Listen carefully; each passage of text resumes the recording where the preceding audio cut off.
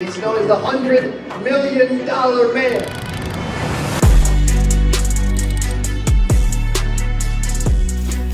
No fluff, no BS, but he does what he says he's gonna do, and he shows up. And so for you guys, man, I hope y'all get a ton out of this. If y'all don't know his backstory, it's absolutely amazing, so he'll give you a little bit of that. And if you wanted to learn how to scale and grow a business the right way, and do some big stuff, my man, Wetmore, let's give it up for him. Dude, appreciate it, bro. Who knows nothing? Because I don't really like telling the story 15,000 times, but if you know nothing about me, I'll give a little if you want. Or do y'all like nothing? Holy moly. Damn, that's sad. Right? But it's crazy. It's like no matter what you do, dude, there's always more people who can get the information. You know what I mean? It's like we do a lot of volume. Hell, fair amount of people in this room are in my group. They don't even know it. You know what I'm saying? It's like, but it's wild, dude. It's a funny dynamic as you start to grow. This thing can take a life of its own. You know, that whole elevated, everybody who mentioned elevated, y'all are in my hierarchy somewhere. But they don't know. You know what I mean? It's like, did I do anything to add? Nah. But I got it started. You know what I mean? Like Bosworth, all those guys, they didn't need me to do shit. This business was already rolling long before they got here. They were just part of depth that came in, you know what I mean, over the years. And I'm like, he did this shit on his own. But without the guy that I recruited, that recruited that guy, that recruited that guy, he ain't here. You know, and that's the way this business can take a life of its own. So I'll give a shorter version. I got started in the business I attempted to get started in 2008. I applied to an ad, mortgage protection ad, and I was an accountant at the time, making 40 grand a year as a staff accountant, crunching numbers, bugging people for expense reports to send me their fucking receipts and stuff like that. Hated it. Had 5 kids. Still have 5 kids. I always say it, and people are like, "What do you mean you had? What happened?" I'm like, "No, I'm telling the story in the past, right? I have 5 children, but at the time I was like, I had 5 kids, and I was trying to figure out like how to pay my bills.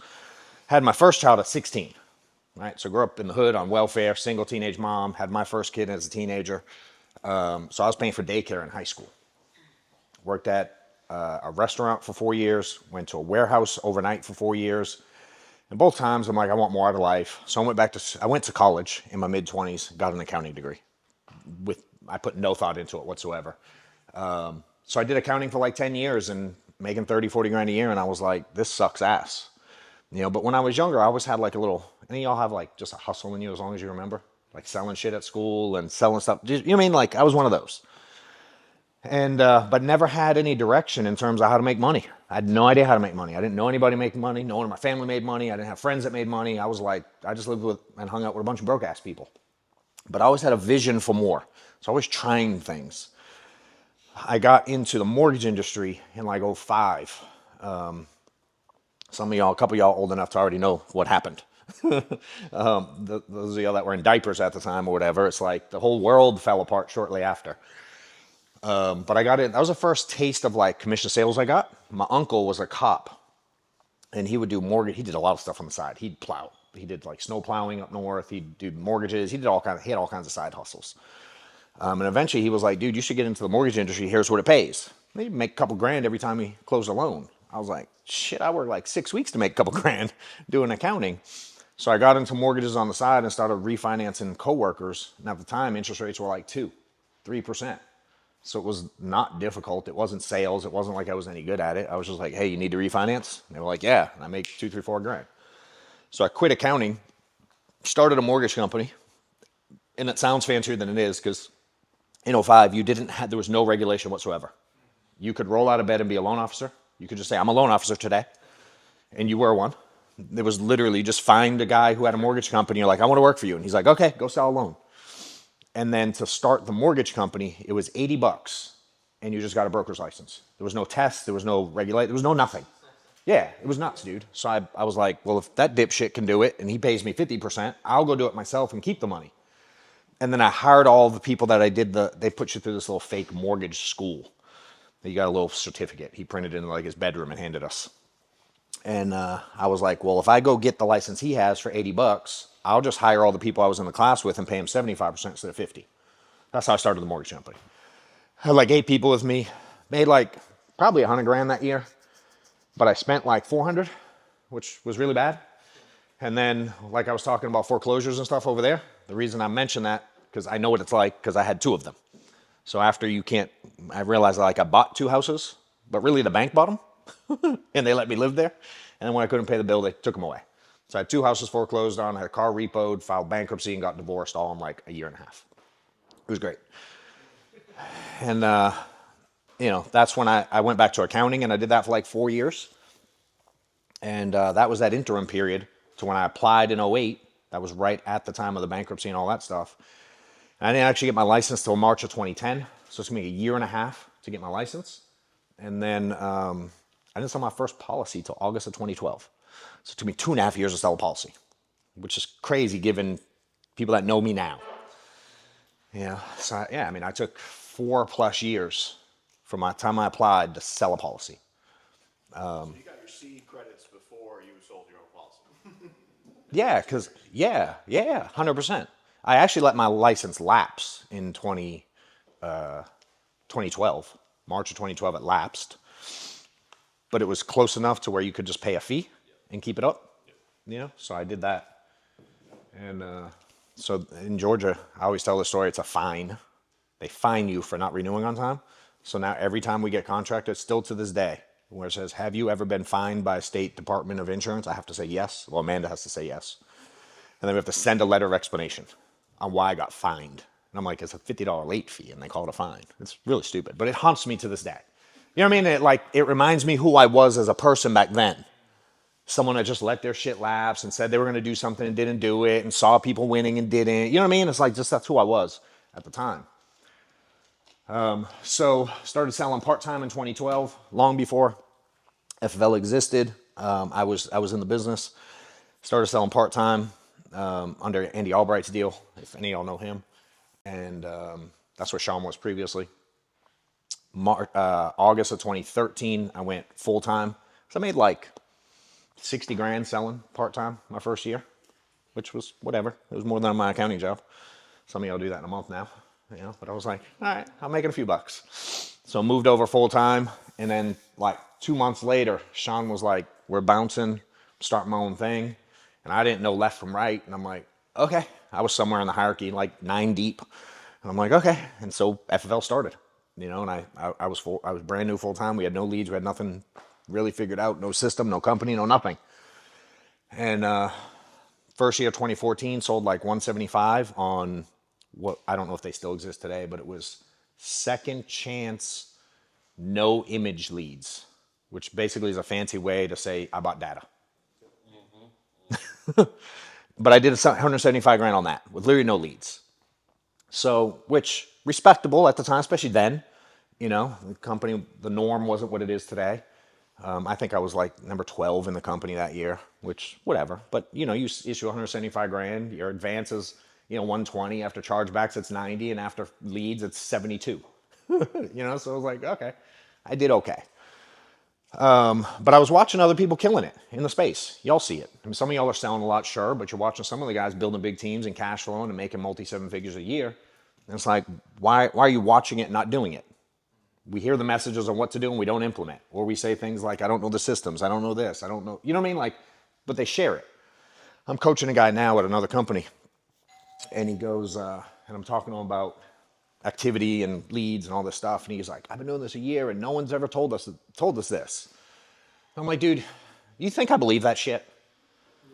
Yeah. Do you really think I believe no one's ever told you to run 30 appointments a week?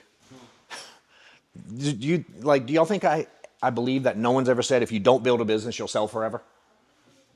And even if you sell a lot, eventually you'll level up your lifestyle to that amount of sales. Eventually. It's really easy to live within your means for a little while, but sell for a couple years at a high level. You'll buy some nice shit. And then taking time off is different, And I saw that at a distance. I was aware of what was happening, but I wasn't changing anything yet. And I just had some life stuff punching me in the face, and like everybody, nothing special, just normal everyday shit we all get. But for whatever reason, at that time, it was like, you ever had something trigger you in life that's like, fuck this, watch me change. I'm a little I'm a little neurotic with stuff, and something just hit me wrong that day. And like after I flipped a table and threw some shit over being mad, like someone came to me and I was mad over something, very nominal amount of money.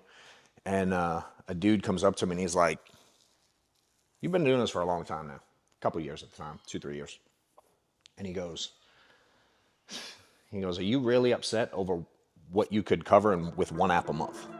Get effing paid. Get effing paid. Get effing paid. Get effing paid. What up, guys? If you guys are looking to get to a new level in your career, you may have seen that we've been running some workshops in my office in Atlanta. I have them every quarter now. The last one sold out fully. It was a massive success. A couple different levels. You can attend just a general ticket, get you in the door, listen to 2 days of training, interactive, workshop style. We really dive into what you got going on and how to get to new levels. If you're looking to be in a new crowd, higher level up, I have a private mastermind. Last one was at my house. It was insane. All the value that everybody added to each other, and we had a good time. And I heard it was way underpriced relative to what people got out of it. You can check out some of the testimonials here, I'm sure. But if you'd like to attend, click the link below. I do them every quarter. The date will be around here somewhere. Look forward to seeing you there. If you are in the insurance industry and you're looking to scale and grow your business, I highly encourage you to check John Wetmore out. Probably honestly made the cost of the event back in like the first 2 hours of being here. If you want to win and you want to grow, I'd get around John as much as you can. John Wetmore is a beast. So much value in everything that I've learned here. Growing, about building, delegating. He's talking about systems and automating right now. It is worth the price of admission. Make sure you get to the next one. Right? Because I was mad over $1,000, just quite transparently. It was a $1,000 alimony bill that I had to deal with due to a divorce. That was, what do you call it when you delay something? I guess delay is the right word. But they made, instead of at the divorce, they were like, you don't have to worry about it for 5 years. You mean like they deferred it. The 5 years came up and I pretended I forgot about it. And then one day you get a letter in the mail and they're like, "Hey, dipshit, you're late." And I lost my mind. But that day was like, the dude said it to me so simply. Like in my head, the problem was massive. And he's like, "Dude, it's one app. Like, get over yourself, go back to work." And he walked away. And I was like, well, he is rich as shit. I should probably listen, and for whatever reason that triggered me changing. There's that little moment and the awareness leading up to that, and still selling a decent amount relative to most agents, but it wasn't life-changing. I still had to tell my kids no a lot. I still couldn't buy my wife a house. I still had the same 800 square foot house. I still had to drive the beater. You know what I mean? If something went wrong, the brakes went wrong, and I had to buy leads, it was an issue that week. I didn't love that. So I decided to change literally everything about who I was in a moment. And that year that was in March of 2015. And again, I'm 5 years licensed at this point. And from March till the end of the year, I issued 460 grand on my own pen. Yeah, it was like a quick change. In today's world, it is what it is. But then no one was doing that shit. There were only 4 of us in the whole company that did that at the time. It's 2015. Did it again in 2016. And by 2017, I was out of the field and I was making 150 grand a month in overrides. Just from it. And at the beginning of 2015, I had no agents. I had no team, no system, no nothing. But I just decided to turn up to a new level, I was texting with some friends. We have dinner tomorrow night with a couple that we hang out with a good bit, another integrity partner. And we're in this little text chain, and I don't know what was happening. Someone was making fun of me for working out or something. So I text, my wife told me to shut. I made like a wise ass comment back in a group text. And she goes, "Hey, shut up, go run a marathon or something." Like being sarcastic. For those that don't know me, I work out a lot. I like challenging stuff. I hike crazy mountains. I do like obnoxious stuff that you just shouldn't do every day. And I don't know why, but I like the challenge of hard things. Like I'm doing in July, as an example. I have this event. It's in the mountains. It's in Park City, Utah. And it's 3 marathons in 3 back-to-back days in the mountains. So it's like a mountain trail marathon, not just like out on the road marathon. So I'm doing Thursday, Friday, Saturday, all 3 days. So I'm training for it now. So my wife goes, F you, go run a marathon or something. Like stay out of the conversation. So I send a text of me dripping sweat, running around. Where was I this morning, man? Where did I run around? What's that thing called? Boardwalk at, what's that? Park? Yeah, but Epcot, right? So I ran around that this morning, and the wife was like, "You're on vacation?" Because I'm in Epcot. She's like, "You're on away for the day, and you're already up working out this early? Like it's expected to not." You know what I mean? In the normal world around you, you're expected to not build anything big. You're expected to be mediocre. You're expected to kind of like, you're already doing good. Like, why are you trying to do more? It's really hard to like do really big things if you listen to the noise around you. And this is someone really successful. You know what I mean? And it's like, it still tends to just be like, why are you doing that? Why are you doing that? Why? What do you mean, why am I doing, like, why are you asking me why am I doing that? I find it weird.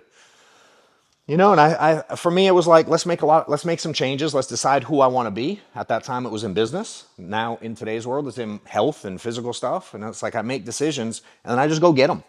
And that's who I've become in the last 10 years. It wasn't an easy change, but selling that much and starting to recruit and build. That year, we did like $1 million for the year in premium as a team. I was 460 of it, so we did another 500 grand. The year before, we did 180 total. I was 175 of it. So we did $5,000 for the year. Last month, fast forward, and there's all kinds of shit in the middle. I'm going to give you the short version. We did 16 million for the month, you know, in 10 years from doing 175 grand for the year.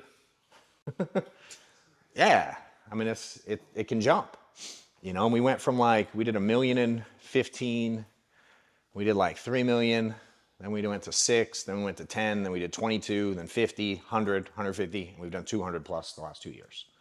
That's kind of the progression of it. Now, someone in here said earlier, like, I onboarded a shitload of people and I'm trying to figure out how to not make them quit. Okay, stop trying to figure that out. Like, I get why you're saying it, so we're going to tweak it. But most people do. It's like trying to get chargebacks to go away. Like, can you reduce them? Sure. Are they going away? Ever? Are they ever going to stop? Never. Or like, no show's going to go away. Ever. Or leads with the wrong phone number and Mickey Mouse as the name going to go away. Ever. Never in the history of time. But so many agents want that to happen, right? Someone else said something like, I heard it was over here somewhere. I forget the wording of it, like my show rate, close rate to be better, yada, which I ain't mad at. Cool. But it's like, there's a ceiling on that. Like, how good can it be? And I'm like, fuck the show rate, give me more people. That's my mentality. I'm not saying it's wrong. I just didn't know how to stop the stuff. And everyone's always trying to stop the stuff.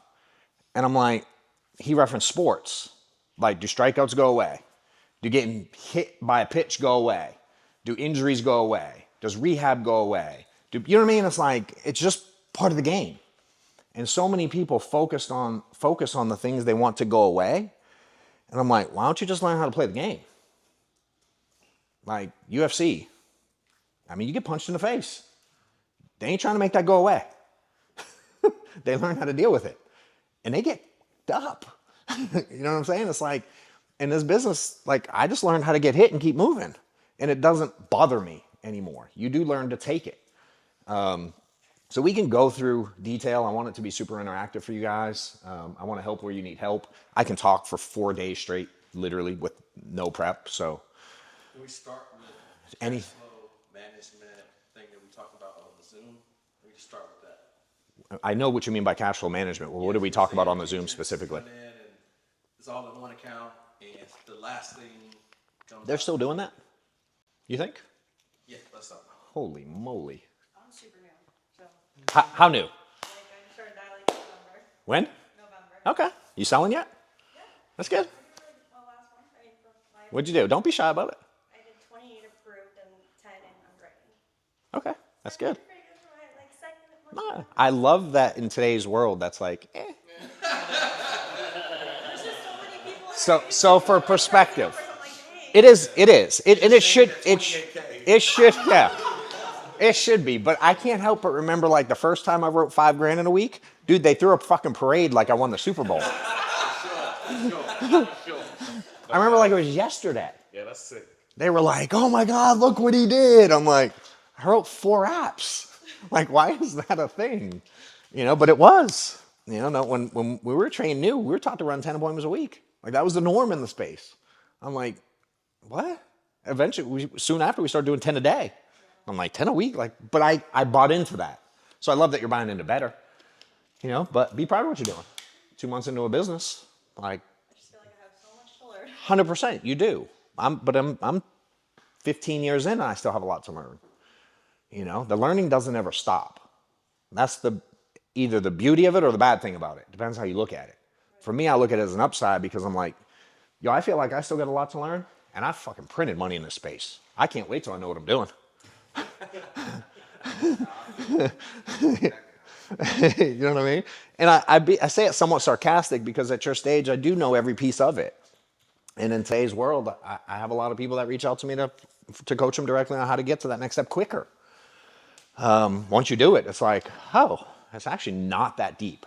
You know, I think, you know, if you want me to start with the cash flow thing, I guess the question that I would have is like, if we think about commissions that get deposited, how many of you deposit those commissions into the same bank account you pay your like electric bill out of? Just two? Everybody else, three? No? Y'all got them separate? I know you, if you still had it that way, bro, I was going to kick you out. Yeah, you got to go. So like, I don't know, what's your favorite place to eat? Local to you? I'm far from here. That's okay. If you could have dinner anywhere tonight, where would it be? Fat Boy Sushi. Fat Boy Sushi. Yeah. Cool. Okay. Sounds freaking good just by the name. I like some sushi, but Fat Boy Sushi's exciting. Do you think that Fat Boy Sushi, when you go there for dinner and spend $182, do you think that goes into the account where he pays his personal electric bill out of? Or does it go into like a business account? It sounds like common sense when I say it out loud. But so many people start out not doing that. And then if you're building, almost every agent's not doing it. It's like, why does that matter? I give you 400 reasons why it matters. One is kind of common sense, right? I think everyone learned in high school, like when you commingle funds, the IRS gets pissed. One, like there's a thing there if you get too deep with it.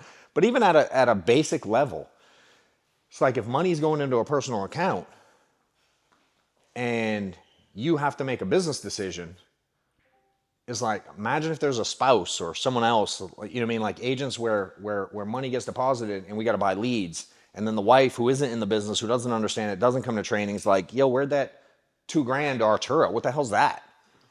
You know what I'm saying? It's like it creates like a rub. And it's like, you ever deal with like, you ever made this mistake where you try to make a sale, especially in like a final expense world? I heard a couple of y'all mention that. And you leave and they're like, they couldn't afford it, right? But they have money, right? They get deposited here. And why do we walk away saying they can't afford it? Okay. What else do you think? Anything else? Huh? Not managing their expenses or leveraging themselves. Could be. All right, the way I view it is you have their money here, $842 a month from Social Security. Call it what it is. And then they got their rent, and then they got their whatever, car payment, and then they go out to eat a few times a week, and then they got this expense, and their cigarettes, and the vodka bottle that you see on the table, and you know what I mean? Like all the stuff. And then we as agents, we try to squeeze in the insurance at the bottom when there's nothing left. Right? And I'm like, you mean to tell me after all this time, you can't squeeze the insurance up here and knock something else off? Like our skill set's so low, we go in at the bottom. And that's what most agents do. We try to squeeze it in. Right? What does this have to do with anything? Well, when you deposit your money into your personal account and then they're like, hey, it's time for leads, what do they say? I got no money. Why? Because they look at their deposits and their commissions. They go commissions, then I got my mortgage, then I got my car payment, then we go out to eat, then we got vacation, then I got to save money, then I got my kids' tuition, then and then leads go down here. Right? When you put your money in a business account, business expenses, and then when it's left, it goes over here to the personal side. Now you're playing a different game. Just strategically, it's a totally different game. You know, and it gets people to look at the business differently. And if you're managing it right, you're managing the money over here, I get deposits, I then buy revenue, which is what we do. Like if anyone's confused about it, all you're doing is buying revenue with leads. It's not that deep. Correct. You know, but when we're building, it's weird that most of y'all probably don't teach this to your agents.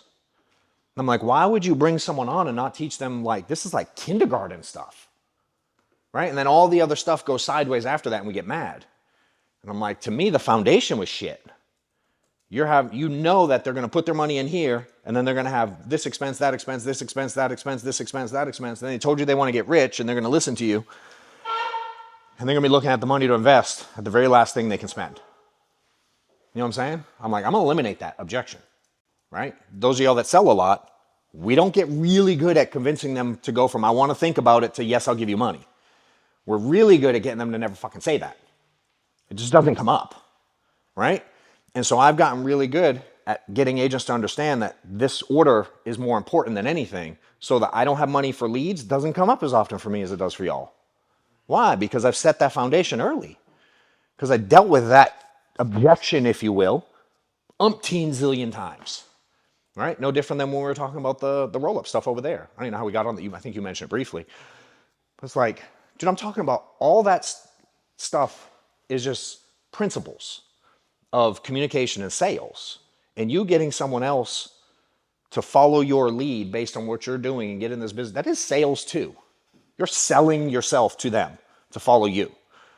Right? And then think of anybody's hired agents that have quit and haven't made it and ghosted you. Right? You've been around the block a couple times. It's like, how many reasons are there really? Like 3, maybe 2.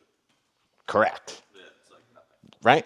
There are a lot of reasons that the excuse the agent uses on why this doesn't work. Are there more than 2 or 3? Right? Sales side. Why do clients say, why do you not sell? How many reasons are there really? Why do you not book an appointment? How many reasons are there really? So it's the same over here as it is over here. How do we deal with it over here? We know there's 2 or 3 objections. How do we deal with them in general, high level? And what's the other piece of that? That's one piece. What'd you say? Address them right away. Yeah, deal with, there you go. It's like part of the game. I fucking struck out. All right, go back to the dugout, put your fucking hat on, get in the outfield and play. Keep fucking moving. You know what I mean? Where like, at my son's age, he's 13, some of the kids still go into the dugout and cry for 45 minutes. It's frustrating beyond belief.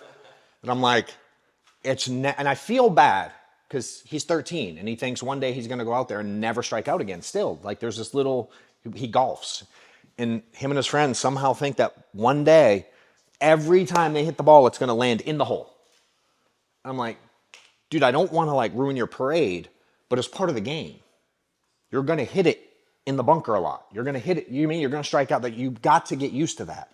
I love that you're mad about it. I hate that you let it drag on. Does that make sense? Now what do?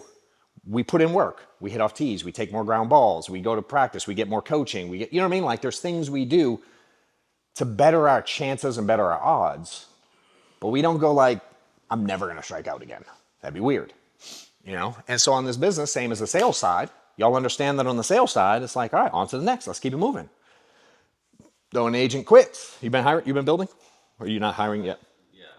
Most people build, right? And they tend to kind of most people, because of the frustrations. And I'm like, 1, did you get ahead of it? Probably not. It is also hard to get ahead of when you ain't done it a bunch. Yeah. So there's this weird little like, you just got to kind of take it for a little while. You know, I have I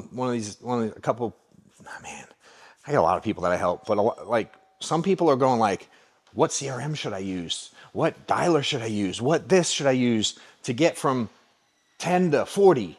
And I'm like, that ain't the magic. It's just not the magic. Insurance has been sold for 200 years without CRMs and without leads, to be clear. You know what I mean? So that's not exactly the magic. And so on the building side, all of it relates. You know, it's like, how do I get ahead of it so when it comes up, at the very least, it's not the first time we've had the conversation. Like, I want to think about it.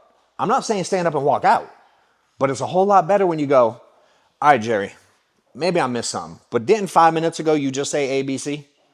It's a lot easier when we have that in our bag, right? So now when I get an agent that does X, Y, Z dumb thing, it's a lot easier for me to go, hey, dude, remember when I told you this? They start getting negative and sideways. It's easy for me to catch it and go like, we talked about this, bro. You got here because you didn't follow the steps of ABC. That's why you're here. You know? And so I see that stuff coming so clearly, no differently than y'all see I want to think about it's coming. Like if you're in sales, you see that shit coming a mile away. Yeah, I mean, there's a million different ways to address it, right? But there's an approach. Whereas in the building side, the approach is usually like, what an idiot. Or don't you know what you're doing? You know what I mean? Or we want to punch him in the face, or we want to hit it. We want to be aggressive with it. There's usually not as much skill or tact or intentionality with the agent when we're dealing with communication there. And we have it in the sales side, right? So it's like you have that ability. And yet when we go to building, it's like we go, who needs that ability? I'm going to hit them all this way, right? And most people, as you see, don't build anything big in the space. And if you've been, anybody been doing this for like, besides you, for like a long time, like 5+ years? How many people have you seen build something and then disappear? Sell 40K, disappear. Get to 200-300 grand, you don't hear from them again. The number one on the leaderboard, you're on all these calls, doing all these trainings, and the ghost. I did it myself. It's a different game, dude. It's a different game. One thing I know about John that you guys have never heard of, like, he keeps it so simple, right? It's not a complicated. So as we're building a new organization, we haven't had a chance to talk about it, but that's all I've done now. Like I've heard John speak several times, and I try to keep it so simple that it makes people feel stupid. So everything, I mean, one of the things he's always said is like, hey, I give him a task. I say, hey, so now I've created it. I'm like, hey, go watch this video, right? Call me back tomorrow with 2 or 3 things, or text me tomorrow with 2 or 3 things you took away from that video, and then we'll go to the next day. And if they, I love his line, and I'm not going to steal it from you, but do it. Like he literally say it. And I've said this to people out loud several times now.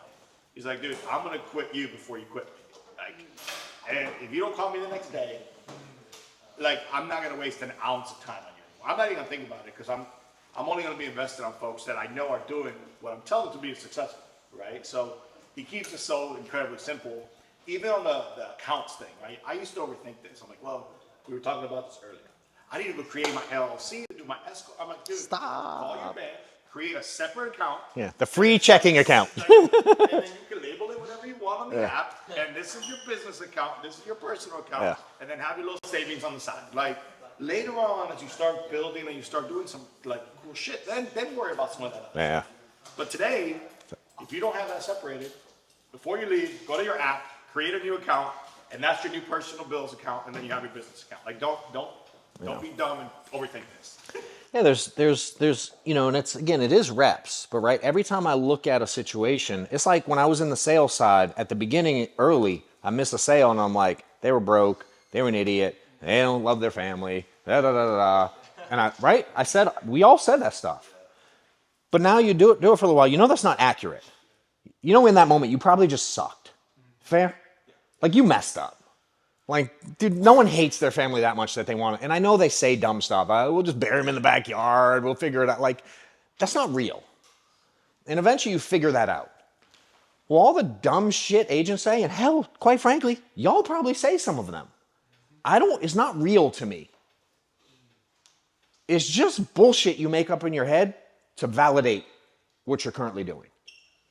So I'm not going to like buy into that stuff. The noise. Dude, I know how to like deflect that stuff so easy because I used to engage with it. And then all it does is almost tell you you're right. You know what I mean? So I'm just not going to let people think quick. I'll give you a quick example. I had someone message me recently that, all right, so you know if you're building and you have multiple legs, right? You're helping someone build. What's the perceived downside of that? Sure, another one. Relative to your pay, I'm gonna give you a cheat. Cutting your commission. Yeah, okay. Spread. Right? Yeah. So people get a little hung up on that. It's like, do I help them? Do I not? How much do I help them? I gotta protect my money. You know what I mean? There's always this like weird rub with it. For me, I've learned if I continue to do what I'm doing and I'm building, ain't no one's gonna catch me. Does that make sense? Even if I help him build it as big as he can get it to where he's even, I do it right, he ain't gonna affect me. Right, but this person had someone, and I don't remember the exact numbers. I think they were going to like they were getting a 5-point increase. I know that. I think the group was doing like 200 grand. And they're like, oh my God, 5 points. Oh my God, I'm gonna lose X amount of money. And they're doing the math, right? Y'all doing the math right now in your head, how much they're gonna lose, right? And I'm like, and they were frustrated. And so I sent a quick little voice memo back and I'm like, have you ever thought about like when they were doing 100 grand, you were making 10 points, so it's 10K, but now they're doing 200 grand and it's 5 points. How much is that? So did you lose money? And they were like, I never thought of that. It was over in 4 seconds. Like I just learned how to deflect that. Like now, what did they not do? Well, 200 grand at 10 points would be like, they didn't come back. They don't think that deep about it. You know what I mean? Because me, I'd have been like, nah, dummy, I'm talking about 200 grand at 10 points. I should be getting 20, not 10. If I really want to get deep, but it's like a client who goes like, yeah, it's just, I got to check with my lawyer. And you go, okay. Or they go like, yeah, I mean, I need some insurance. What's the price? And you give it to them. That surface level, and we don't go deeper. The reason we go deeper is because they don't think about, well, if I say this, then they come back with this. They don't know where they're going to get trapped. That's why it works so well with clients to go deep, because they only think about how to get you out of their way, like one layer. Well, just tell them I got to talk to you we don't do business the first time until we do this. That'll get them. Well, if you learn how to overcome that, they don't have no ammo for the next layer. Fair? Y'all are the same way. So y'all come at me with this, and I'm like, I can go 2, 3, 4 layers deep and mess you up. Does it make sense? And all I want to do is get people to stop overthinking, stop being frustrated, stop trying to find the negative in it, stop trying to boo-hoo, poor me way, right? I want to always shift people's mindset into the positive and what we can do to build and how thankful I am that he's part of the team. Hell, look at the money you're making because he's working. No offense, he's doing all the fucking work. All you did was hire a guy. We're way overpaid for what we do. Relative, now I like it and I take advantage of it, but I'm not blind to it. And someone else has been dealing with this person. They're not even in my group. It's someone that reached out. And they only reached out because the person they've initially kept carrying on with that same thing. They've been battling this for like 2 months. And I'm like, dude, I overcame it in like 14 seconds with one comment. Why? Because I'm magic? No, because I'm intentional. Right? You miss a sale. The smart ones go back and go, why did I miss it? Oh, I lost them here. They said this. Man, I should have went this angle. Remember on that training, he told me to do it this way. I forgot to do it. Damn. Next time we come back in, like, I got him that time. Well, when y'all call me for stuff and it's not tracking, or you quit, or you leave mad, or you're frustrated, or like we aren't on the same page, I go, damn, I left that conversation pissed. That did not work. How can I approach it better next time? And I started working on my craft. You know what I mean? I started working on the communication. I started working on the way to shift the way you think. I watch the way everybody's behaving and I can go like, all right, let me adjust, right? And I learned when we're building something, we tend to be like one-trick ponies. On the sales side, we're super dynamic. Sit me with a 22-year-old, sit me with grandma, sit me with a couple, sit me with a widow. I handle all of them very differently. Sit with someone who's from where I'm from, sit with someone that's from another country. We adapt, we adjust. But we go agents, fuck them. We handle them all one way. And that's just how we deal with agents. Anyone relate? That's how I did it. I've never heard someone go, nah, I'm super dynamic over here. And I had to learn to take that skill set and apply the same relative common sense. I didn't even have to know much other than I wasn't doing it. And then when I realized that, I was like, oh my God, I'm not intentional at all.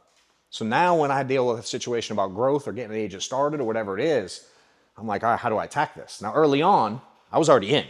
I had a bunch of agents. I was just messing it up. And I'm like, well, it's hard to put the toothpaste back in the tube. That's tough. You know what I mean? But going forward, now I can be like, all right, here's how I handle agents. And I just started watching it. And I started going, what makes agents move quick? How do I get people to stop overthinking? How do I get them to trust what I say is going to work? How do I get, there's people that pay me. And I go, do this. And they don't do it. And I'm like, I don't understand it.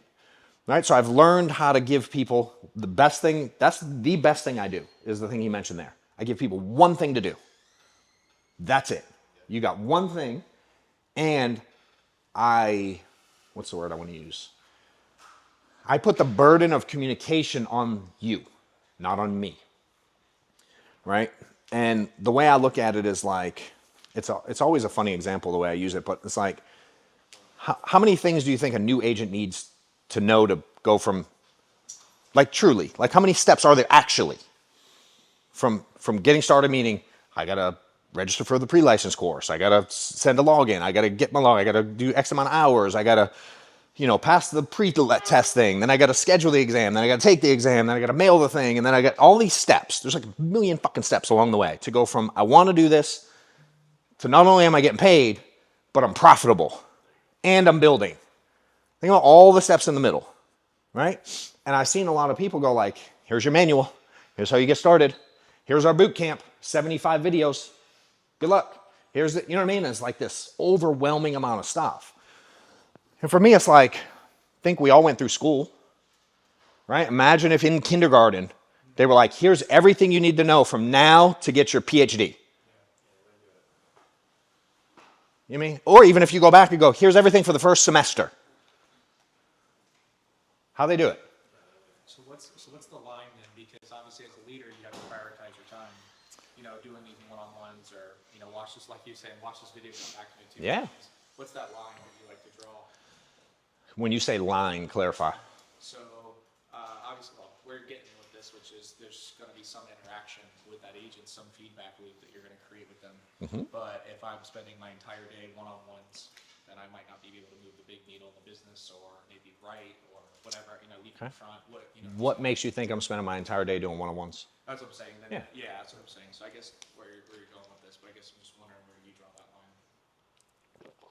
All right, so go back to the thing I told you earlier. Remember the big thing I told you to stop trying to figure out? What was it? Yeah, like worrying about losing agents. Okay. Right. So I'm 100% sure I'm going to lose them here. Okay. The difference is you've recruited. How long you been recruiting? Well, the new with IE, 7 months, but the last brokerage I was at 5 years. Okay.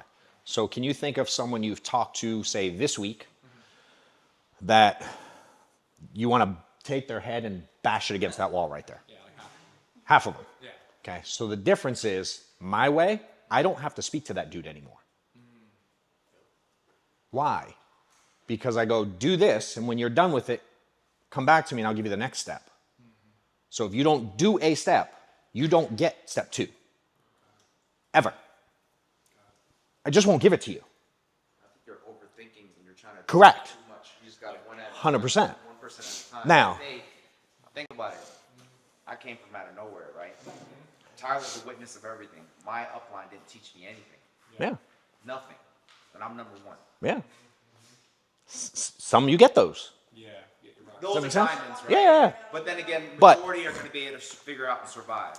A hustler's going to figure it out. Yeah. Solution oriented. Versus you having to hold someone's hand. At that point, they're not even worth your time anymore. Now you got to delegate somebody else to babysit them. Yeah. The first person you recruited to handle the bottom feeders. So there's a balance, right? In the sense of that, it's like, so what's the mistake some people make? They only look for him. That ain't the key either. Because if you only look for him, how many of them are there? Like we want people just like us. I've been looking for me. Careful what you ask for. I'm like, y'all are a pain in the ass. You want more of you? I can relate. 2 of me in a room is not good. You know what I'm saying? So it's like, but then also, if they were perfect and did everything that you wanted, what the heck would they need you for? Right? So to me, it's like, all right, who do I manage? Because I want to manage people. I want to deal with hard stuff. Dealing with hard stuff and hard problems pays well. But what I don't want to do is confuse someone that says they're going to do something and doesn't, and I spend time there and miss him. Right? So for me, this is the way I visualize it. And I always feel weird saying it, but it always relates. Like, you've heard me talk about the fetch thing? All right. So I picture it like playing fetch. A little dog, little tennis ball. You got a drooly ass mouth coming out of you, and you just want to play. You're wagging your tail. You're happy as shit when you're getting started, and all you want to do is play fetch all day. Right? And I just have a ball for everyone, and I go throw your ball over there, and I'm like, hey, go do this, and bring it back when you're done, and I'll throw it again. And I go throw it over there, and I throw yours over there, and I throw yours over there, and I throw everybody's ball. And you're all at different stages. So I give you one thing to do. Go get it, bring it back to me.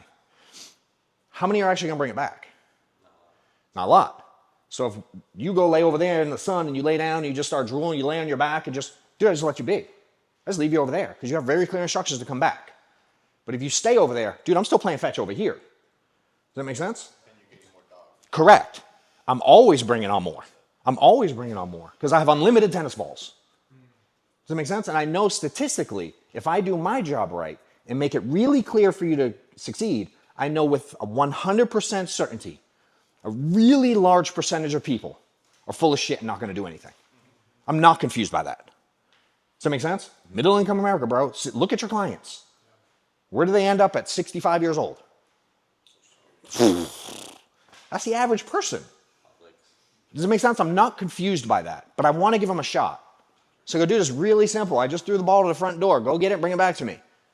And we do it, and maybe I'll throw it in the pool later. And you got to dive in the water and get one. And then maybe one I'll throw into the grass, and maybe you have to jump over a couple fences to get it. It is what it is. Figure it out. Like, I can help you navigate that. The mistake that most people make is they throw the ball over there. He goes and gets it. And then they go, what's your name again? Ian? Yeah. They go like, where's Ian? Shit, hold on, let me go look for Ian. And they go over here, yo, Ian! And you forget about all those dogs and balls over there. And the whole thing collapses. If you're in the insurance space and trying to build an agency, or you're trying to like break records in sales, just hit new levels, new heights, click the link below to apply to my consulting and coaching program that I have out there. I'm helping tons of people get to new levels, get to new income heights, help them build their teams, put systems in place, staffing stuff, recruiting processes, automations, and just teaching people how to get to a point where they're selling on their own pen, 30, 40, 50 grand a month. And if they're building a team, teaching how to have an effective structure to your insurance agency for the most profitability you can. There is an application process. I'm only looking to work with like high-end people who really want to make big things happen. A couple recent clients that we've had in the coaching program. One dude as an individual went from selling like $8 grand a month, barely getting by, about to quit the industry, found the book, hit me up direct, started a coaching program, went to 35K his first month, has issued like 150K in the last 90 days and has changed the trajectory of his career. Working with another agency builder, very first month went from doing like 800 grand a month to almost 1.1 million. We added like 10 or 15% production in 30 days and continue to work on things there. So if you're interested, click the link, apply, and if you're a fit, I'll reach out.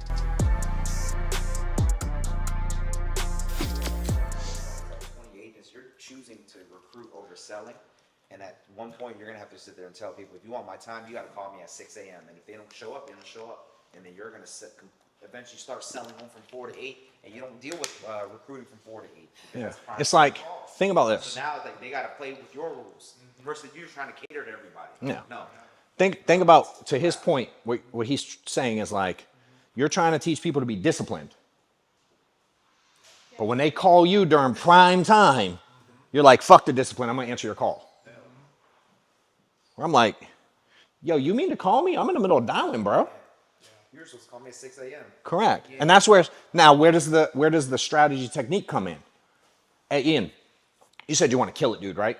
Yeah. You want to do whatever it takes? Bro, I'm out selling, how much you selling? A month? 60. I'm out selling 50, 60 grand a month. I assume you'd like to do that. Of course. Okay, I want to help you. But if you're serious, dude, in order for me to help you, you're gonna have to call me before I get going. Any reason you can't call me tomorrow morning at 6 a.m.? All right, dude. If you don't call me at 6 a.m., dude, I don't know how to say this without being mean. I'm going to assume you quit. Is that okay? Yeah. All right, dope. Talk to you at 6. Does it make fun? I can do. It's so easy to quote unquote manipulate. You're the bad chick. You're the hottest chick in the room. She makes 100%. That's real. So for arbitrary things, let's say he doesn't call me. Do you fire me? I don't fire. I like people, and the reason I'll tell you why I started doing it better, more so, because everyone was quitting because of me in their eyes. They were like, John's mean. John doesn't do this. Is that mine or yours? That's mine. Yours is right there. I've been drinking out the wrong fucking one. No, you said you came in with that one, so I wanted to move it. I'm pretty sure you drank out of both. I'm pretty sure I drank out of both. It's all good. He's very healthy right now. Yeah, you'll be all right. I actually do draw a lot of hard line in the sand. Like Tony was saying, I only answer questions after 8 p.m. Yeah. So I'm thinking to myself, You got to be careful though to not draw too hard a line. Right. Because does it make sense? It's not all black and white for me. Right. Because then I'm like, And so many people want black and white. Yeah. Now, dude, he calls me in the middle of dial time. I'm like, yo, what up? You good? Yeah. Right. Different game. Different guy. My kids call me right now. I'm picking up. Yeah. I don't go, I'm training. Does that make sense? Yeah. They're the only ones that get through on the do not disturb. My wife, my kids, Amanda. I guess No one how- else. How do you keep the standards? Let's say he doesn't quit at 6 a.m. You don't Yeah. fire him. Okay, so for me, That standard, because now you just kind of went back on what you said. yeah. Or no? So I made it really simple. And this is what I was saying is like, are we only looking for him? Nah, I want him too. Right. We did $3 million last month from agents that issued under $5,000. Small volume, a lot of small. 3 million That's a lot of volume, man. from agents that issued under $5,000. They don't do shit, dude. How many of you think called me? 0. Exactly 0. Now, was that always true when I had 10 people? No. Does it make sense? It's not real. But for me, it's setting expectations. Hey, Mary, here's who I am. Here's what we're going to do today.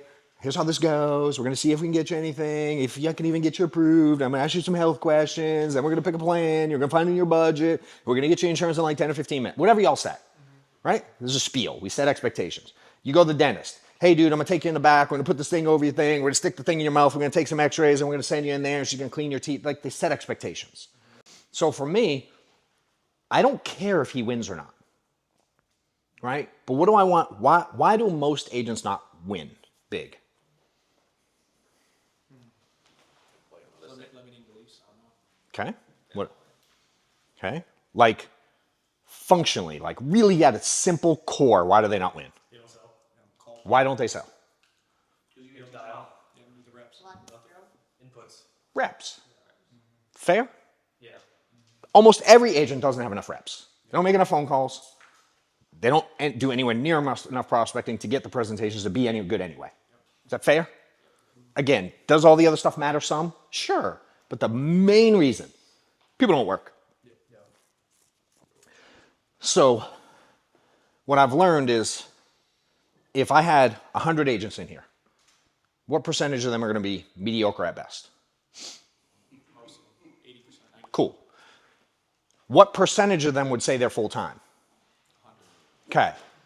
All right. So this is where strategy comes in. Who defines full-time in that situation? They do. Okay. What happens if I define it? Different game. No, I'm not fucking wrong. It's my rules when I hire them. Does that make sense? No different than when you go to a job out there, they define what your full-time hours are. They define your schedule. They define overtime or not. You just choose to do it or not. Does that make sense? You go to college, they define what's full-time. Who says 4 years is full-time? Who made that shit up? Someone literally made it up one day, and y'all believe it. Oh, that means you're a full-time student.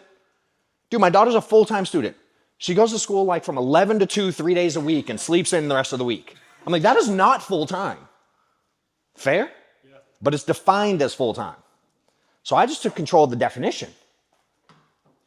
So for me, when we get started, I'm like, the short version is, yo, if you don't run 30 appointments, presentations a week, you're part-time. Is that fair?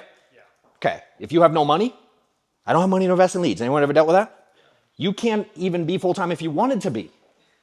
You don't have the ability to call enough people to be full-time. So I hope like hell you have another job. Because if I got $300, you physically can't do this full-time. It's impossible. Does that make sense? So I define full-time, and I put people in a bucket. Can you really expound on that? Because I feel like people are trying to help people, right, without the economics of the business and ignoring the facts because they want to try to get these people on, right? And it's really like some parameters. Like, again, any business, you can't beat bad economics, right? Yeah. It just doesn't happen. You can change the market if you do it. Trust me, I did it all last year. It doesn't work. So you have to have these foundational things, and if you don't have a couple of key ingredients, you can't make a cake. Yeah. You can try making it without an egg, baking powder, whatever the case may be. Sure. It doesn't work. So sometimes we're trying to get people in the business when they don't have a couple of the right ingredients. Correct. Overlook them. Oh, maybe it'll just work. Correct. And it's, you know, it's like who's dude, he was out there building a funnel on the like hood of a car, right? And that's how I look at this business. So they come in. Now, who controls where they go? Right now, they're dictating what path they go down. If this, they go that way. If that, they go this way, right? That's how those things work. It's not that deep. Funnels are really simple, right? I just chose to take control of it. So at the beginning, do they know what full-time is? I know they don't. I've been in the business long enough to know that they all are going to think they're full-time. Because why? Just like I said, I was in the mortgage industry. They're like, I'm a full-time insurance agent. No. Let's reset, because I know what am I trying to prevent on the backside? His frustration. I'm trying to avoid that. But I know it way up here long before they do. I'm mind fucking them from the beginning, dude. I'm not letting them go down this path ever. I don't want to go there. I want to go down that path. Right? So I define full-time, part-time. Right? And I look at schedule. I look at income. I look at your ability to work. Do you have a full-time job or not? Do you have kids or not? Is your spouse or not? Is she in or out? Y'all ever hired someone, this is the 47th shiny thing they've done? And the spouse is like, another one?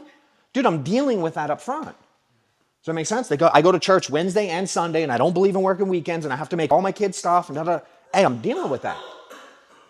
I asked someone this weekend, they like, hey, I want to learn how to get to 50K a month. And I'm like, cool, what are you at now? 22, whatever it was, 25, I don't remember his number. And I'm like, all right, what else do you got going on? Because at its core, do you really not know how to, like, someone's at 30, do you really not know how to get to 50? Like, you're full of shit. I don't believe it at all. Does it make sense? I don't believe it at all. You're just choosing to not do it. Fair? So same thing for him. So I'm like, what else do you got going on? He's like, long story short, he goes, I got music. I do this thing. I'm into music, whatever. I said, what's more important, 50K or music? He said music. I was like, cool. Different route for him. Because initially I'm like, yo, why don't you just sell more? Well, that wasn't in the cards for him. He's like, he prioritizes music over 50K. Does that make sense? Similar to in a sales situation where people are like, I want it all, but budget.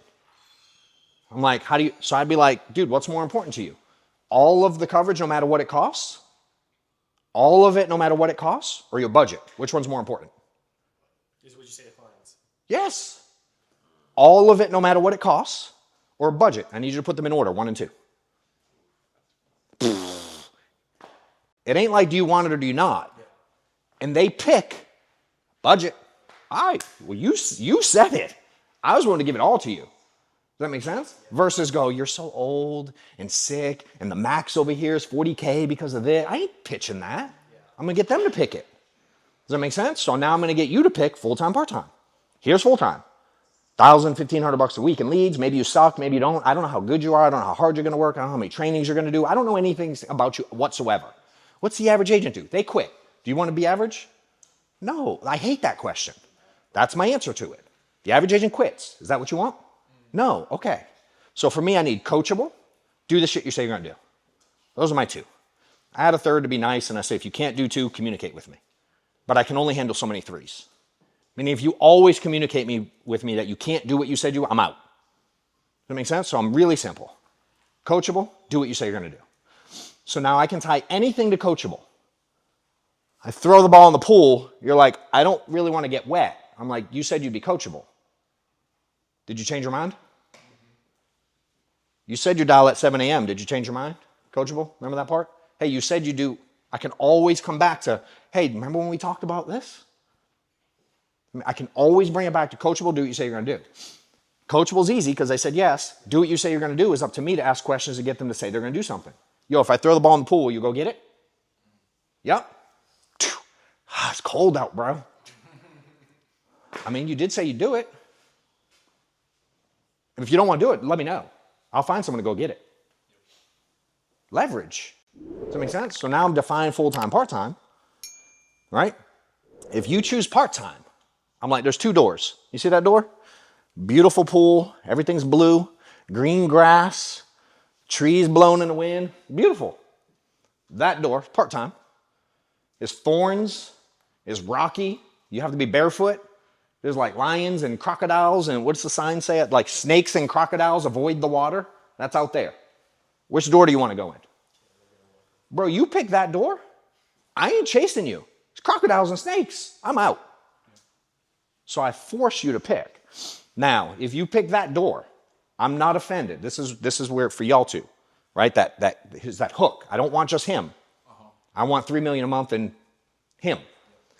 I go, you pick that door. And I know he's not, but in my fake story here, right? You pick that door. I'm not upset with you. I just have one rule. You can never complain to me. Is that fair? Yep. Yeah. We shake hands, we move on. He comes back to me, yo, bro, my bill. Hey, did you mess up and call me to complain? Or you call me looking for a solution? Because you're giving me complaining tone. I don't like it. Messing with my day, dude. It's 1 second I got them. Because I can go back to the expectations I set. I don't have to listen to them to carry on. It's not rude. I don't have to listen to the story. Yo, dude, my mom, you ain't gonna believe. I'm like, yo, no complaining rule. It's just, if I gotta give you a safe word, I'll give you a safe word. We've given them. I've given those words to agents. I'm like, yo, they don't stop. If I say this word, it means you're doing it again. I can't handle it. Why? Because we have only so much mental capacity, right? And when you deal with that agent that you want to bang their head against the wall for 5 years, dude, they take a chunk. You know what I'm saying? And then for what happens is you get that down so low, now you're like, all right, guys, I gotta go over here. And you let your business you leave it up to chance. And I'm just not willing to do that. And I learned if I spend so much time with him because I did a poor job setting expectations, or even if I want to blame him and blame him for all the reasons why we're at this rub point, I miss all y'all. And I'll literally watch that fool drown in a pool if he chooses to jump in when I'm like, yo, don't jump in. I ain't coming in. There's crocodiles in there. You're going to drown. I'm telling you, you're going to drown if you go in there. He goes in. I have no problem, dude. I'll take the remote, put my feet up, and watch TV. I just don't care that much. I do, but I know he impacts all the other people I got to handle. So I'm not going to let y'all drown. I'm willing to let him sacrifice himself. You know what I mean? And I had to learn how to do it with tact. I don't want to be a dick. I don't want to make people feel bad. I don't want, you know what I mean? It's not, the approach is important. I have to have a skill set there too. I want to make him feel empowered. I want to make him feel like I'm there for him, which I am. But if he ain't doing what it takes, and I'm also honest and go, I have a hard time there. That when you say you're going to do it and then don't, I'm weak there. So if you can't do it, dude, I'd rather you just tell me you can't do it. Because I'll reset, I'll give you a different route. You know what I mean? Like, don't tell me you want to be here and do this work. I can't function properly with people that do that. I'm broken there. Does that make sense? So I find my people.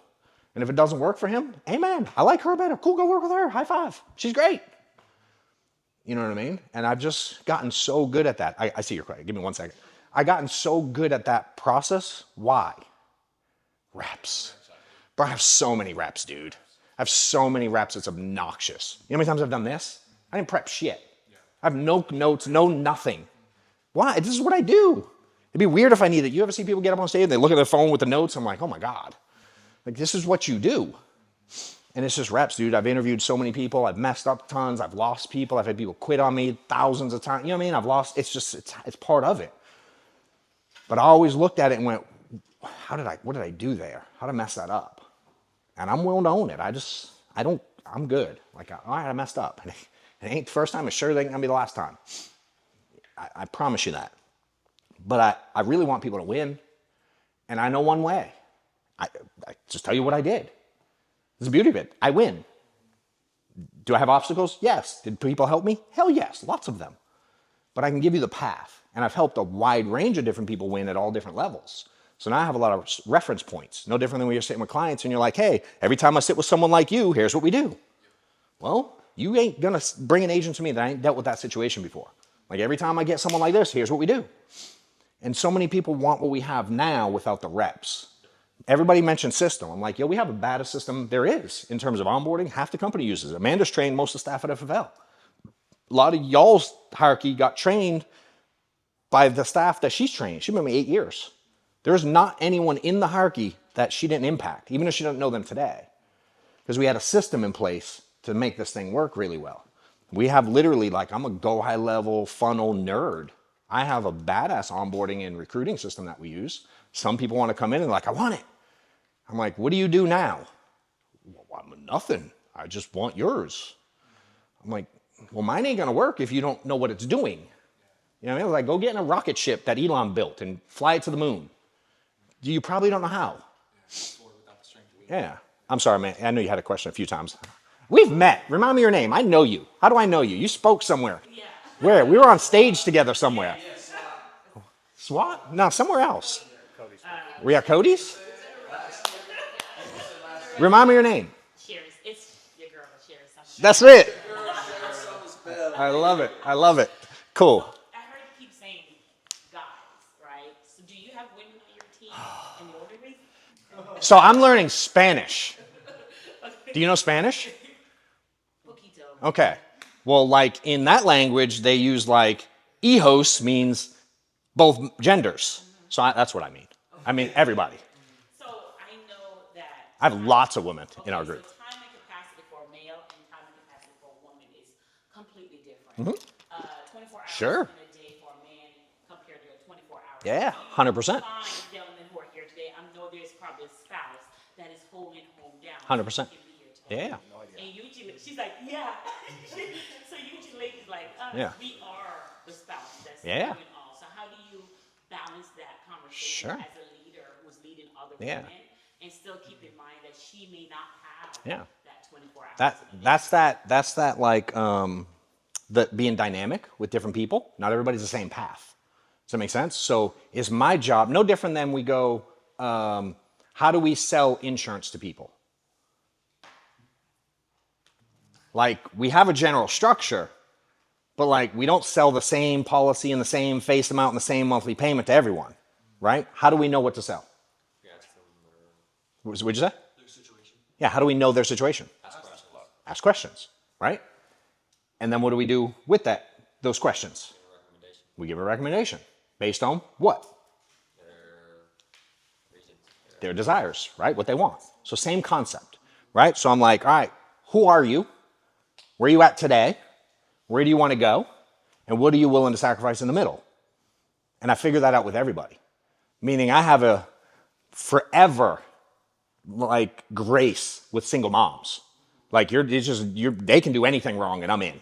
Does that make sense? It's just there's a spot for me for that. I was raised by one. It's you know what I mean? I just like it's I don't know what it's like to be one.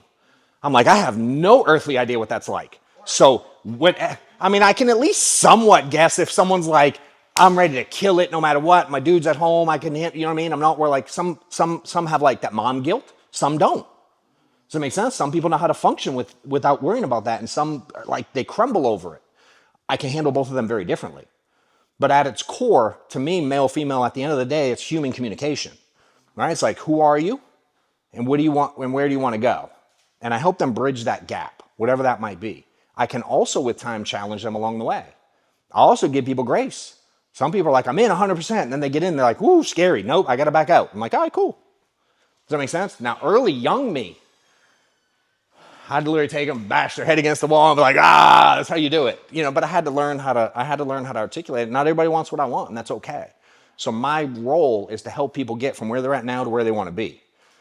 And then I pay attention, like I'm aware, because some people will yes me for my attention, because maybe they think it's what they want. There's all kinds of reasons why they do it. Some people are like, yeah, I'm in, when they're not really in, like in their heart. So I have to pay attention also, you know? And They want the desire you have. sure. It's just sometimes the capacity level doesn't allow that. Sometimes the male upline sometimes doesn't recognize. Yeah. You're not going harder. Correct. But reality is She's going harder. Yeah, she's going harder a lot of times. Yeah. Let's keep in mind. Yeah. I'll never not know my entire life runs because I have two women in my life that handle everything. I get to think about nothing. Hold on, y'all supposed to clap. Yeah. Yeah. It just is what it is. You know what I mean? My wife handles everything at home, and Amanda handles everything else in my life. I literally don't have to think. It's rare. I get to do what I'm really good at. I'm not blind to that piece. Does that make sense? So I'm very fortunate with it. And so when I'm working with people, my job, no matter who they are, is I have to figure out them. And I have to do my best to figure it out. But I also give myself grace to mess it up too, because I know I'm going to. You know what I mean? And I've messed that situation up a bunch of times, for sure. But I can say I've quite frankly, certainly there's a bigger ratio, guys to girls, but I've messed up dudes all kinds of ways, you know, early on. And I'm like, how do I get better? How do I study leadership? How do I study communication? How do I study psychology? How do I just do, huh? Yeah. Well, that's where it's so important. Questions for me. The leaders, Yeah. right? Because maybe John's not a good fit for everybody, right? Maybe his style is just not it. But his next style line or his next Yeah. leader is going to be a perfect fit for that. Right? Yep. So when you're 100%. interviewing these people, because this is what we're doing a lot now. I take a lot of time interviewing one-on-ones. Yeah. And if you are married and your spouse is not quite sure, bring the spouse in that meeting. Yeah, Well, 100%. it's like selling, It is, like, 100%. and so that's what's really clicked for me every time Yeah. I listen to John. Like I'm like, hey, I can sell 50, 60, 70, whatever. That's not hard. Yeah. But why was I struggling? And all last year, really a big part of it, even 2023, I didn't want to recruit anybody. And I turned probably 250 people away, bro. Yeah. Like, Yeah. from all these meetings and calls and like, hey, I want Yeah. to work with you. I'm like, no, not doing that. Yeah. Right? Because I had a fear of them quitting, or I had Sure. a fear of roll up, or I had a fear of this. And now I don't give a damn.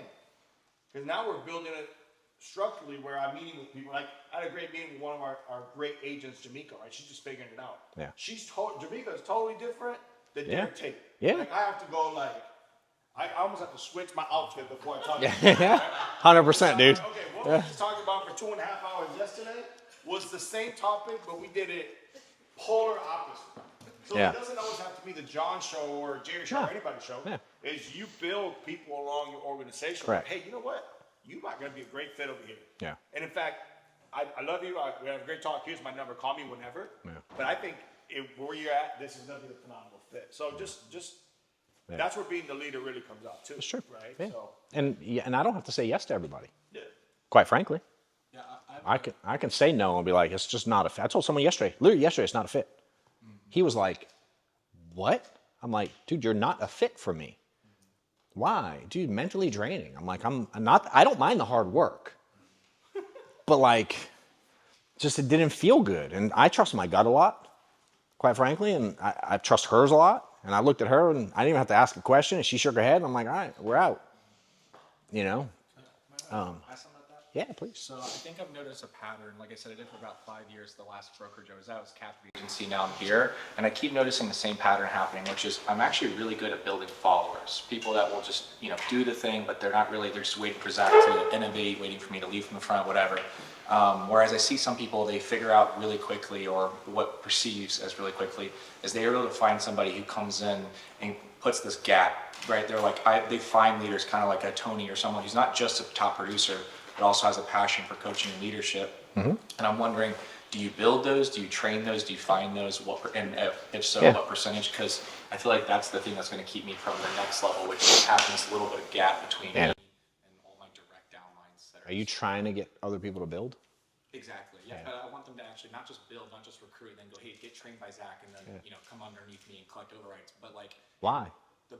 well, I mean, I'm actually better at it than them. No. Why do you not want them to recruit and have you train them? And I think it's great. I think actually, I actually told him that's the model I want for now. But there's nobody. I think you're that's missing on it. the team yet. You missing it? Yeah. Okay. Yeah. But there's nobody. It sounds like a recruiting machine to me, what you just said. Yeah. No, I am. I mean, literally. No, Yeah. they. Yeah. Dude, to me, I teach what you just tried to avoid. Meaning I want to train. Meaning, That's exactly what I want. Yeah. I'm just saying, I would also like somebody to come in here with the mentality of the buck stops with me. I feel like everybody's like the buck stops with Zach. And I would just love it to have a couple guys that come in and go, Yeah. "Oh, I build my own thing." takes time, dude. I'll tell you this. We had 6,000 agents last year. How many would not roll me debt today? I don't have 4. There's no way I have 4. That would not worry you. I do not have 4. Wait. The question was, you would not roll that? Bro, I got 1 maybe, 2. I'm thinking of your. Oh, bro, they roll me debt. If I name the names that roll me debt right now, y'all would shit yourselves. They're on Instagram, bro. I promise you. With all the cars and all the jewelry, all the glam. I'm like, again? Motherfuckers rolling me debt. Dude, one asked to meet me while we were here. I'm like, yo, you can pay your 54 grand that just got rolled to me last week. How about that, bro? I literally DM'd him.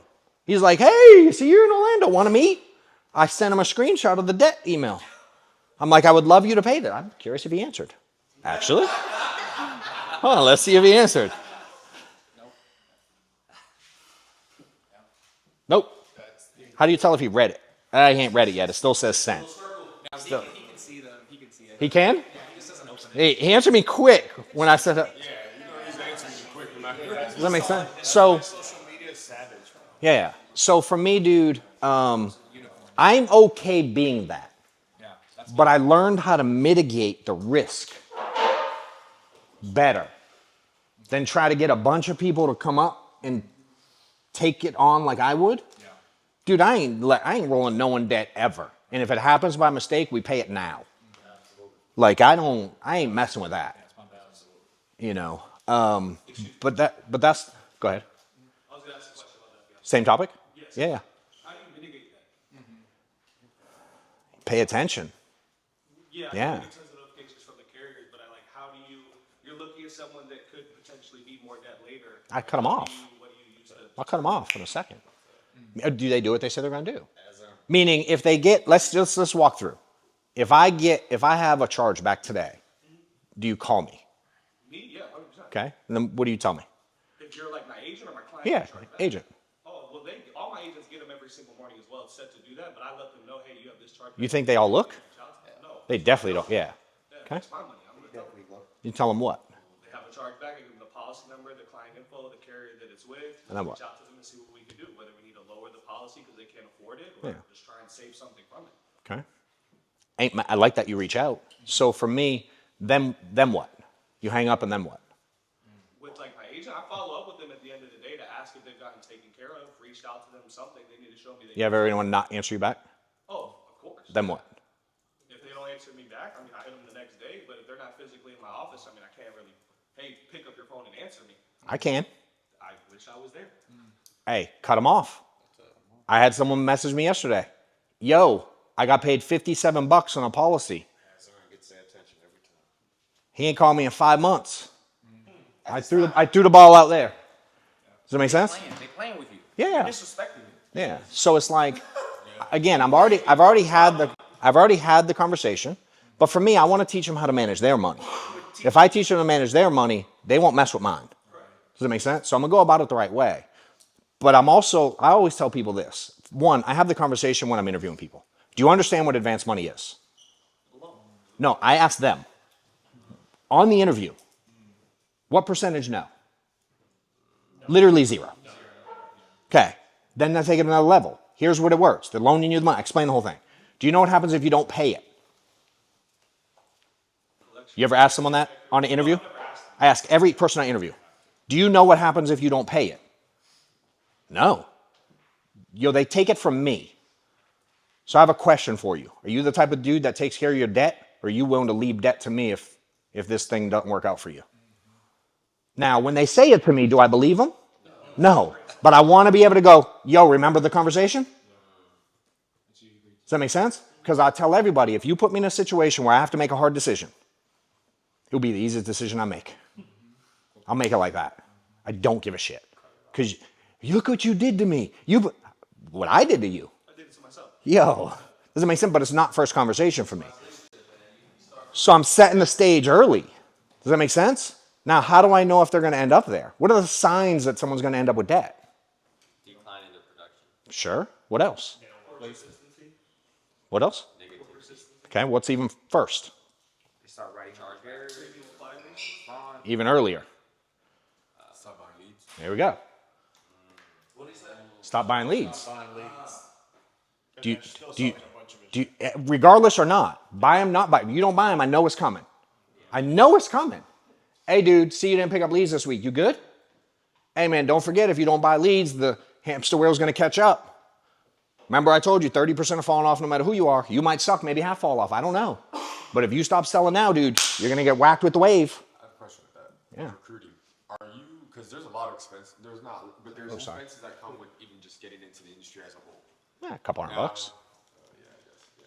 So in the interviewing process, are you kind of explaining that, really breaking it down and seeing if it's the right fit? Yes. Have money to invest in I am yourself, looking, all that. when I interview people, I'm looking to find a reason to get off the phone now. All this stuff that I was talking about, all the stuff we deal with, I deal with the same stuff. Yes. Yes. They're selling me that they're going to overcome. I'm going like, yo, thorns, woods, alligators, snakes. There's a bunch of money there, but buckle up. You think they pay this well because it's easy? Like, it's simple in concept, I get it. But buckle up, you're gonna get punched in the face. Are you the type of dude that can handle it? And then I watch. Dude, I watch everyone. And I watch for signs. You know what I'm saying? They ain't on a dial session. Dude, I'm calling them. Now, am I calling them 22 times? Never. You get one shot. Yo, dude, you good? And it's probably a text, probably not even a call. Yo, you good? Blah, blah, blah. Here we go. Hey, when can you get back on? Tomorrow. You sure? Yep. Hey, dude, don't forget the rule. You know what I'm saying? I can always go back to conversations that we already had that they already agreed to. That's the magic of it all. There's nothing new ever because I've learned how to front load everything, you know? And so for me, the whole thing is I'm not trying to get rid of all the noise. I just want to know now. I don't want to know in 3 weeks, 4 weeks, 4 months, 6 months, 5 years. I want to know now. So I tie people down with really good questions. Can you do this? When can you do it? And when will you confirm? So I lock people down to a minute. Hey, when can you start dialing? Monday. Cool. What time can you start? 9. Why so late? They're like, what? I'm like, no, why so late? Like, what are you doing before 9? Oh, I got my kids taking them to school. Got it. Makes sense. All good. I don't know. I'm just kind of doing my thing. What thing? I mean, just walking my dog and working out. And correct me if I'm wrong, dude. You said you're single and broke, right? And you told me yesterday you want to be rich. Are you messing with me right now? Does that make sense? Strategy to it. Again, dropping my kids off to school. Who am I to argue? I ain't fighting that fight. You know what I'm saying? And so it's for me, all right, cool. Are you willing to start earlier? You said you want to be rich. Yeah. Can you start at 7:30? Yeah. Dope. Start down at 7:30. How many calls can you make before X amount of time? I go noon. How many can you get in before noon? How many do you think? If I'm sitting there with a gun to your head, how many can you get in before noon? 300. Cool. Do me a favor. Text me at noon. Send me your numbers. Dials, pickups, presentations, whatever. And then we'll analyze them for like 5 minutes. I'll give you some feedback. Now, if at noon, dude, if you text me with 32 dials, just don't even text me, okay? But then I'm going to assume you ain't that serious. Is that fair? Of course. I want to know now. Can I give him grace? Yeah. What if he comes back in 4 months? He's like, dude, I've been watching you kill it. I'm ready now. Cool. Hey, man, let's go, dude. I'm not going to beat him over the head. But I have to have some, like, what's the word? Like, not leverage, like where you keep like barriers in boundaries, yes. I have to have a cool balance of that. You know what I mean? And so it's always about how can I help people get where they want to go? Yes, but how do I also help them not get in their own head? How do I help them not overthink? How about all the noise that they're getting from their family and their circle and their friends? And look, I know all that's there, you know? So I'm trying to deal with all that. So for me, the debt stuff, I see that shit coming. I see it coming up 5 miles away. It's so easy to see, but most people aren't willing to take the approach, or they approach it incorrectly. You know what I mean? And I do want them to stay. Because I've turned down people coming up to me, they're just like trying to get into the industry. They're at rock bottom. Hey, listen, don't have a job, don't have money to invest in myself, anything like that. Like, you need to go figure out your income goes every single month, and then start working on this one. Yeah, for me, if you're broke and don't have a job, I'm out. Yeah. If you're broke and willing to work your face off like I was, I'm your guy. I don't care if you got 50 cents to your name. If you're willing to work, I'm your dude. Because I was that. Does that make sense? I can give you ways to go get clients and get paid today. I can get anyone paid today with no money. 100%. I have zero question if I can do that. Will they do the work though? How soon can I know? Today. I can know today. I'll be like, yo, I've done it in my office in a meeting. I'm like, yo, go. I took a chick. We have it on YouTube. Tell me when to stop her, Cheryl, by the way. I have no idea. I'll talk all day. We took a chick and I was like, she was complaining about money. She had $5,000 due before something got taken away and she had like 3 weeks. I'm like, shit, sounds like you got a big ass runway. Like, what are you worried about? We can make that by this weekend. She's like, I got no money. Yeah. I said, dude, we're going on lunch break. It was like this. It was a meeting like this. We're going on lunch break. You can't go on lunch break though. If you want to win, I can tell you how to win. Will you listen? Will you do it? It's going to be uncomfortable as shit. Your probably instinct's going to be like, I don't know if it's going to work, but I promise you it'll work. You're going to be uncomfortable though. Will you do it? She said, yeah. Are you sure? Because I don't want to tell you to do something that's going to be, if you want to tell me no, tell me no. And she's selling me. I'm in. I'll do it. Whatever it takes. I go, cool. Walk outside. And our office is in like a like a complex. How many buildings? There's like 12 buildings maybe, like a little office complex. I said, cool, when you leave here, I want you to leave here at lunch, go outside. I want you to bang on every door in the office complex. Tell them John sent you from the 800 building to see if anyone in here needs life insurance. And you can't come back till someone says yes. Before lunch break was over, someone said yes. And then I taught her to do that in neighborhoods. She made like $3,000 the next day. And I'm like, this isn't deep. She had no money. They were literally going to take stuff from her. I'm like, you just go out there, open the front door. There's 300 million leads out there. Go get them. So to me, I can find ways. This is one of the most popular videos we got going on right now. I've created a video because we have a lot of funnels going on now. And we ask people questions coming in. And one of them's like, what's your biggest struggle? And I think we have like, I'm broke, leads, mentorship and accountability, and then systems and recruiting or something like that are the 4. And depending on what they answer, they get different stuff from me, right? So if I answer broke, they get this. So I made a video, like, if I'm broke, what do I do? We made like a 45-minute video. Dude, it's popped in the we made it like a month ago. It's becoming one of the most popular ones because most people are broke. And I'm like, well, here's the path. Now, how many really go do it? Not many, because they don't really want it. So to me, that's a little bit of a boundary. Like, I'll give you the path. So for me, I can work with anyone, dude, if they're willing. So I'm looking for willingness more than anything. I don't need you to have money. Because, again, it's not like a weird, like, do you know how much money's been made in this industry? Over the last 100 years? With no phones, no technology, no leads, no system, no automations, no instant approvals, literally nothing but human communication. Primerica was built before most of us existed. And they had nothing for technology. And I'm like, why is that the point where you can't get past? Like, I don't understand. Question. You know? Question, Doug. What would be the few things that you would say credited your massive growth from, I think it was 2010 to the following? Yeah, 10 to 15, we grew nothing. Okay. 15 to 17 was big. 19 was huge. We went from 800,000 to 2.5 million at the end of that year. 17, we went from, I'm trying to think what we were doing in 17, like a couple $100,000 at the beginning of the year to like 6, 7, 800,000 at the end of the year, something like that. 18, we were kind of flat. 19, we blew up again. And then 20, 21, 20, we blew up like 4 straight years. I got a lot of help. Hired staff. Amanda started helping me do a ton of the stuff. I stopped trying to be everything to everybody. I started implementing some of the stuff we're talking about now. Right? This was very gradual change. All the stuff I know, it's not like I rolled out of bed one day and knew it all. I just started working on it all. I started working on me.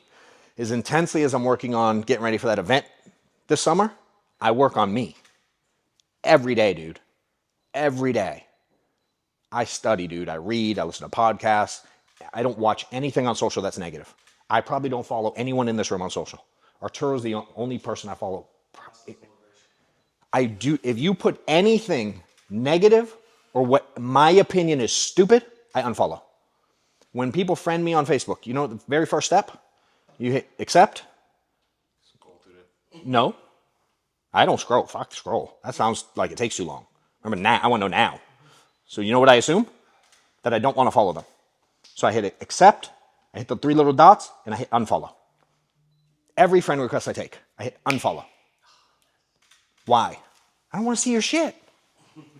I don't want to see it. I bet I don't follow you. I've never seen you post. That's very rude. Yeah. Send you my stuff. Now I don't know why. I post mostly me and my daughter playing shit. I don't want to see it. No, that's not. Yeah, I ain't mad that you do it. I don't give a shit. It doesn't help my mission. I don't follow anybody with anything. I don't know nothing. I don't know when people's birthdays are. I don't know when their weddings are. I don't know when they play with their kids. I don't know anything. I don't care. Because it messes with my mental tank. I get frustrated, I get annoyed. I'm like, why is he posting that shit? Trump, Biden, school, this, I don't want to see any of it. Literally, accept, unfollow. You know, that's one of the biggest things I would say as an entrepreneur, especially as agents, as far as delegation. Yeah, So it's hard. About hiring, you know, when you It's hard, dude. Trust is hard, bro. tough. So it's like delegate, but like people have like fancy words for it. But I gotta like watch her shit. Now today, bro, she could wire X amount of money right now. She has full access. The bank calls her. I have to wire money. I have to call Amanda. I'm like, yo, I gotta send money. Can you do it? Like, fair? I literally don't. Could I figure? Am I smart enough to figure it out? Yeah, I could Google the bank and call the number and be like, yo, I have an account. But I have no earthly idea how to send money from my account. How long has she been with you? 8 years. How long did it take me to give you access? 4 years to touch my money. She's your only staff? No, not anymore. So her and I, so I had no staff till I didn't hire her till we were doing like 400 grand a month. I had 40 agents selling direct to me with no staff. I did all their contracting, I did all their onboarding, I did all their training, I did all the recruiting, I did all of it. My upline Kilomet, his girl, when I sent her the contracting, she would forward it to corporate. But I was responsible for everything else. I had 40 selling agents before I hired anyone. Do I recommend it? No, but I did it. So those of y'all that can't figure out the balance, I'm like, I don't give a shit. I do it with paper apps and paper contracting. So there's time. Was I busy? Yep. Was it a pain in the ass? Yep. Do I wish I hired her sooner? Yeah, but she was in middle school. I couldn't. You know, does it make sense? So then I hired a second. She was actually the second hire. I had a first staff right before her. Hired her to be the assistant to my assistant. And then she literally took over. And this goes to the leadership thing, right? So I watch. And leadership is taken, not given. And most of us try to give it. And they go, you're going to be my next team. You'll be leg 2. You'll be leg 3. Shit don't work like that. So I just watch for leadership stuff.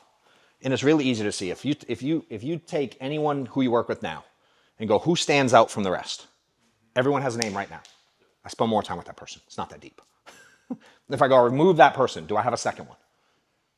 Who stands out for the rest from exclude that guy? Girl. Love you. I'll work on it, I promise. Right? That's who I give focus to now.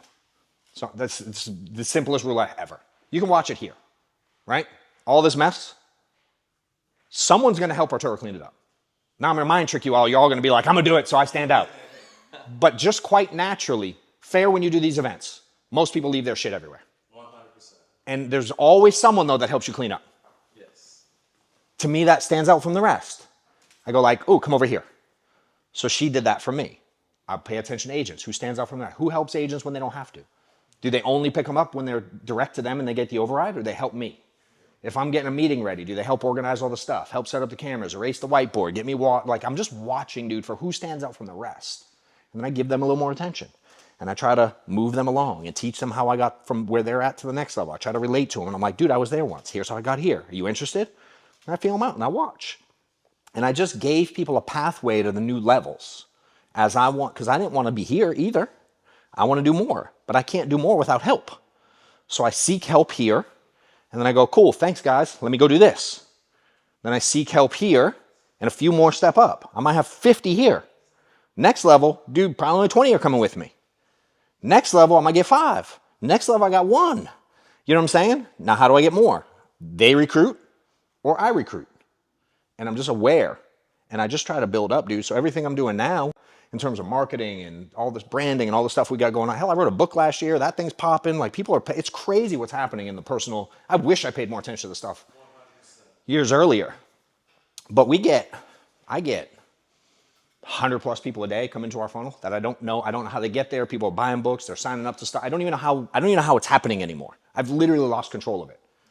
Right? It's gotten, huh? Yeah, 100%. It's me doing the work, right? Her managing the back end. And now we got Reese handling like all this shit will be online like magic. I don't have to do anything. I don't even know what he does. I just know it makes me look good on the internet. And I'm like, fucking high five. So I bring him with me and it keeps working. You know what I mean? I'm like, do your thing, dude. Now I had struggled though with, huh? Yeah. But I used to struggle when he came in, dude. I'd been through, how many social media people we've been through, Amanda? Ballpark, roughly, in the last 2-3 years. Okay. How many staff we've been through in the last 4 or 5 years? 40. Like I'm doing my best. It ain't a fit. You got to go. Now, one of the best things I did, I managed everybody. That was my role. I managed everybody, dealt with everything. She was like in charge, but like I stepped all over her stuff. I mean, I was like, dude, I got it. Let me deal with him. He's an idiot. Fire him. Fuck him. Hey, fire him at lunch. And I'd leave and make her fire him, and then I'd come back. Fair? I would do it, literally. I'm like, I ain't fire. You fire him. Last year actually, maybe a year and a half ago, I was like, you're in charge. I don't hire anymore. I've quit hiring. I literally quit. I'm like, here's what we need. You do it. Now what happens if she don't do it? Now, her and I have an issue. But she takes care of me. So I put her in charge. So she started hiring people. Now we've had 2 are at a year. Reese is almost at a year. And then we got 2 more right behind it. 1 more right behind it. 1 more right behind her. How many did we have hit a year before that besides you? We never had one. One person. And Who? he quit like 2 months after his wife. Yeah. So we have 1 person in 8 years hit a year with me. I put her in charge. We'll have 3 since I've done that. I'm like, she's better at it. Why am I doing it? Here's what I want done. Here's the vision. I'm good at that. I stay the fuck out of the way. I quit staff meetings this year. Staff meeting every Friday for 8 years. It was the most stressful time of my life. I hated them. I hated them. I literally, I don't know what month I did it, April, last spring. Coming up on a year. I quit staff meetings. It doesn't mean I quit having expectations. Y'all are the staff. Why don't y'all meet? What do you need me for? Y'all do it. You know what I need. You know who I am. You got questions? You have my number. Call me. Now you have this stuff to do. Like we got things we got to accomplish. Does it make sense? But day in, day out, y'all figure it out. Letting go, bro, it's about the best thing I've ever done. Hire people who are good at shit. And if you mess up, hire someone else. There you go, Zach. You know what I mean? Yeah, so you brought up around 2017, 18, 19, you started exploding. Do you think that any of that had to do with not just hiring an executive staff and all that, but... Yeah, because it was just me. So it was just me and Amanda. We went from 800 grand, which we already had for the previous year and a half, went to 2.5 million in 12 months with 1 staff. Was there any part of that at all? Was what kind of what we've been talking about, which is kind of there's a leader or two that kind of came in and goes, yeah, that's All right. I'm taking this. The way it worked, Yeah. at that point we had probably 12 managers that were doing some kind of recruiting. I signed with Integrity. We closed in 2020.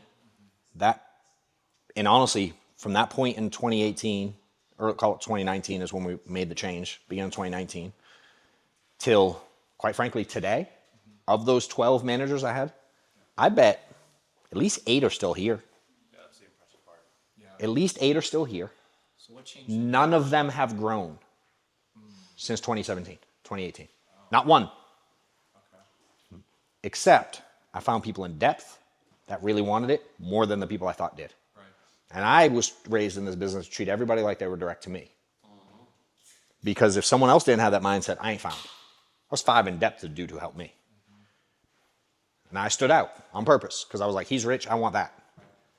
And so I taught that. So those people, 12, did nothing. And I spent the previous 2 years trying to drag them to the next level, trying to drag them to the pool, drag them to the golf course. I was trying to drag everybody there versus look for people who showed leadership abilities on their own. I started looking, and so they became recruiting for me. Every agent I've ever hired to me is a recruiter.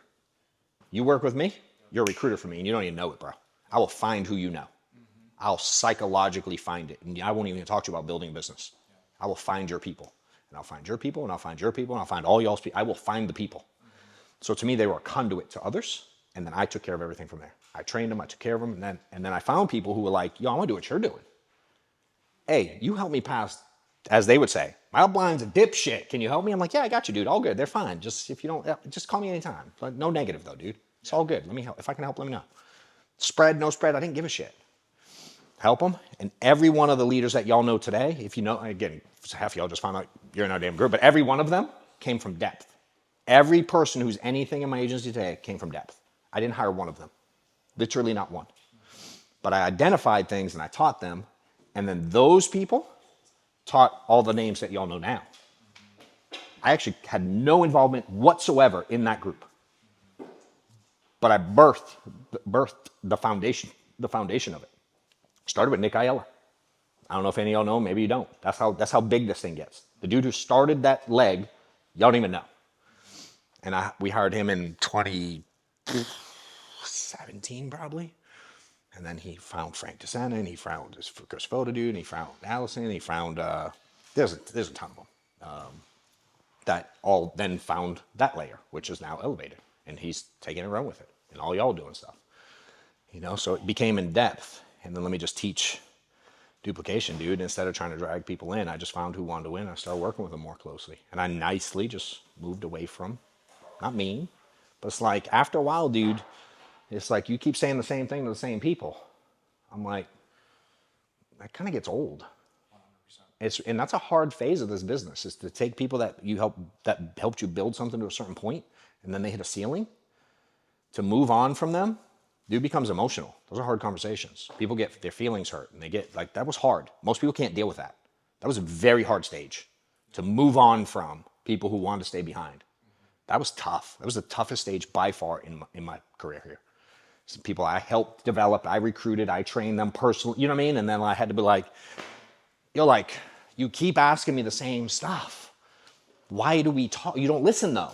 So I have a really hard time mentally upstairs going, why do we talk? Why do you call me? I don't understand why you call me if you don't listen. Like I truly didn't understand it. And at one point I just had to be like, and it wasn't like all 12, I'm like, F you all one day. But like, I'm like, dude, I don't know how to say this and not be mean, bro. You're not doing anything. You don't listen to me. Maybe you should listen to her. I don't know how to help you, dude. I'm failing. But I'm still building, so if you decide you want to build something big one day, please call me. But I can't keep taking these calls, dude. I just can't do it. It's exhausting. I've had to have those conversations. Now, it's deep into relationships. You know what I mean? But again, all the growth, the big growth came from me leading, here's what I want to do, and finding people who wanted to follow. I'm going. You want to come along for the ride? I'll teach you everything I got. If you don't, we're going to leave you back here, you know? We're gonna go grab a dog, Sebastian, if we Love it. Yeah, if y'all want, I mean, I'll be around for a little while. I know y'all probably got lunch and stuff going on. If I can help in any way, I mean, I'm on social. I'm not hard to find. You can register for any of my shit and get in the funnel. I have meetings and events and trainings. I have stuff at my office. I do stuff nonstop to help the industry, not only people in the group or the company, but quite frankly, it's getting to be crazy where it's like other companies are reaching out for help, and you know, Atlanta. Yeah. Yeah. Well, y'all see what I brought him here, right? Make it happen. Wait, look, give it up for John, man.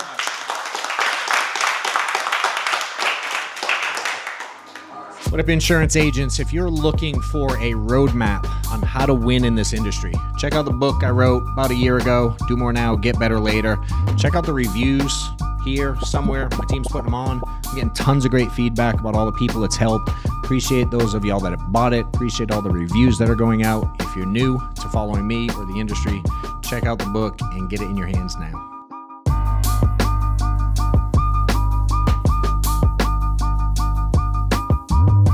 But at one point, dude, at its peak, I was probably 40 wide.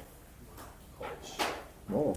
And if you really, I mean, if you really would have wanted, because obviously I understand that, like your bandwidth at 40 wide is so compressed. You can't handle 41, 42, 43. You're like, all right, here, look. I'll give up spread for someone else to manage it. For sure. No different than I give up income to have staff do shit. For sure. The same fucking Yeah. bill. The ideal number is what? Huh? What do you think the ideal number is? Why? Direct.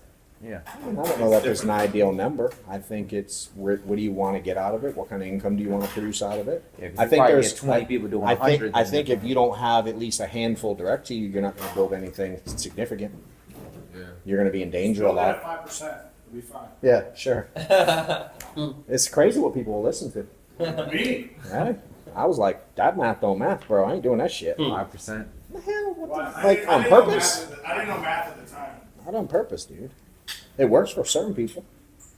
You know? That ain't shit. But for me, it's like, again, if you don't have a little squad direct to you, so until you have leaders, I'm going as wide as I can because I am the one managing everything.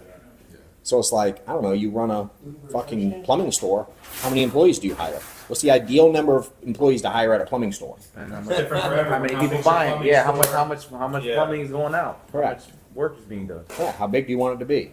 Do you want to have more locations? How much Do you want to time be do you have? nationwide? Do you How want much to time do you have? You want to find like your first like 5 to 10 really your Dogs. first 10 5. five you dogs. want 5 guys that you, and the trust has to be super high, bro. 'Cause if you're gonna people are gonna always be trying to take them away from you and get more comp or do this, that, and the third. If you So, help like, the people get loyalty's paid, gotta be dude. there. If you help people get paid, Yeah.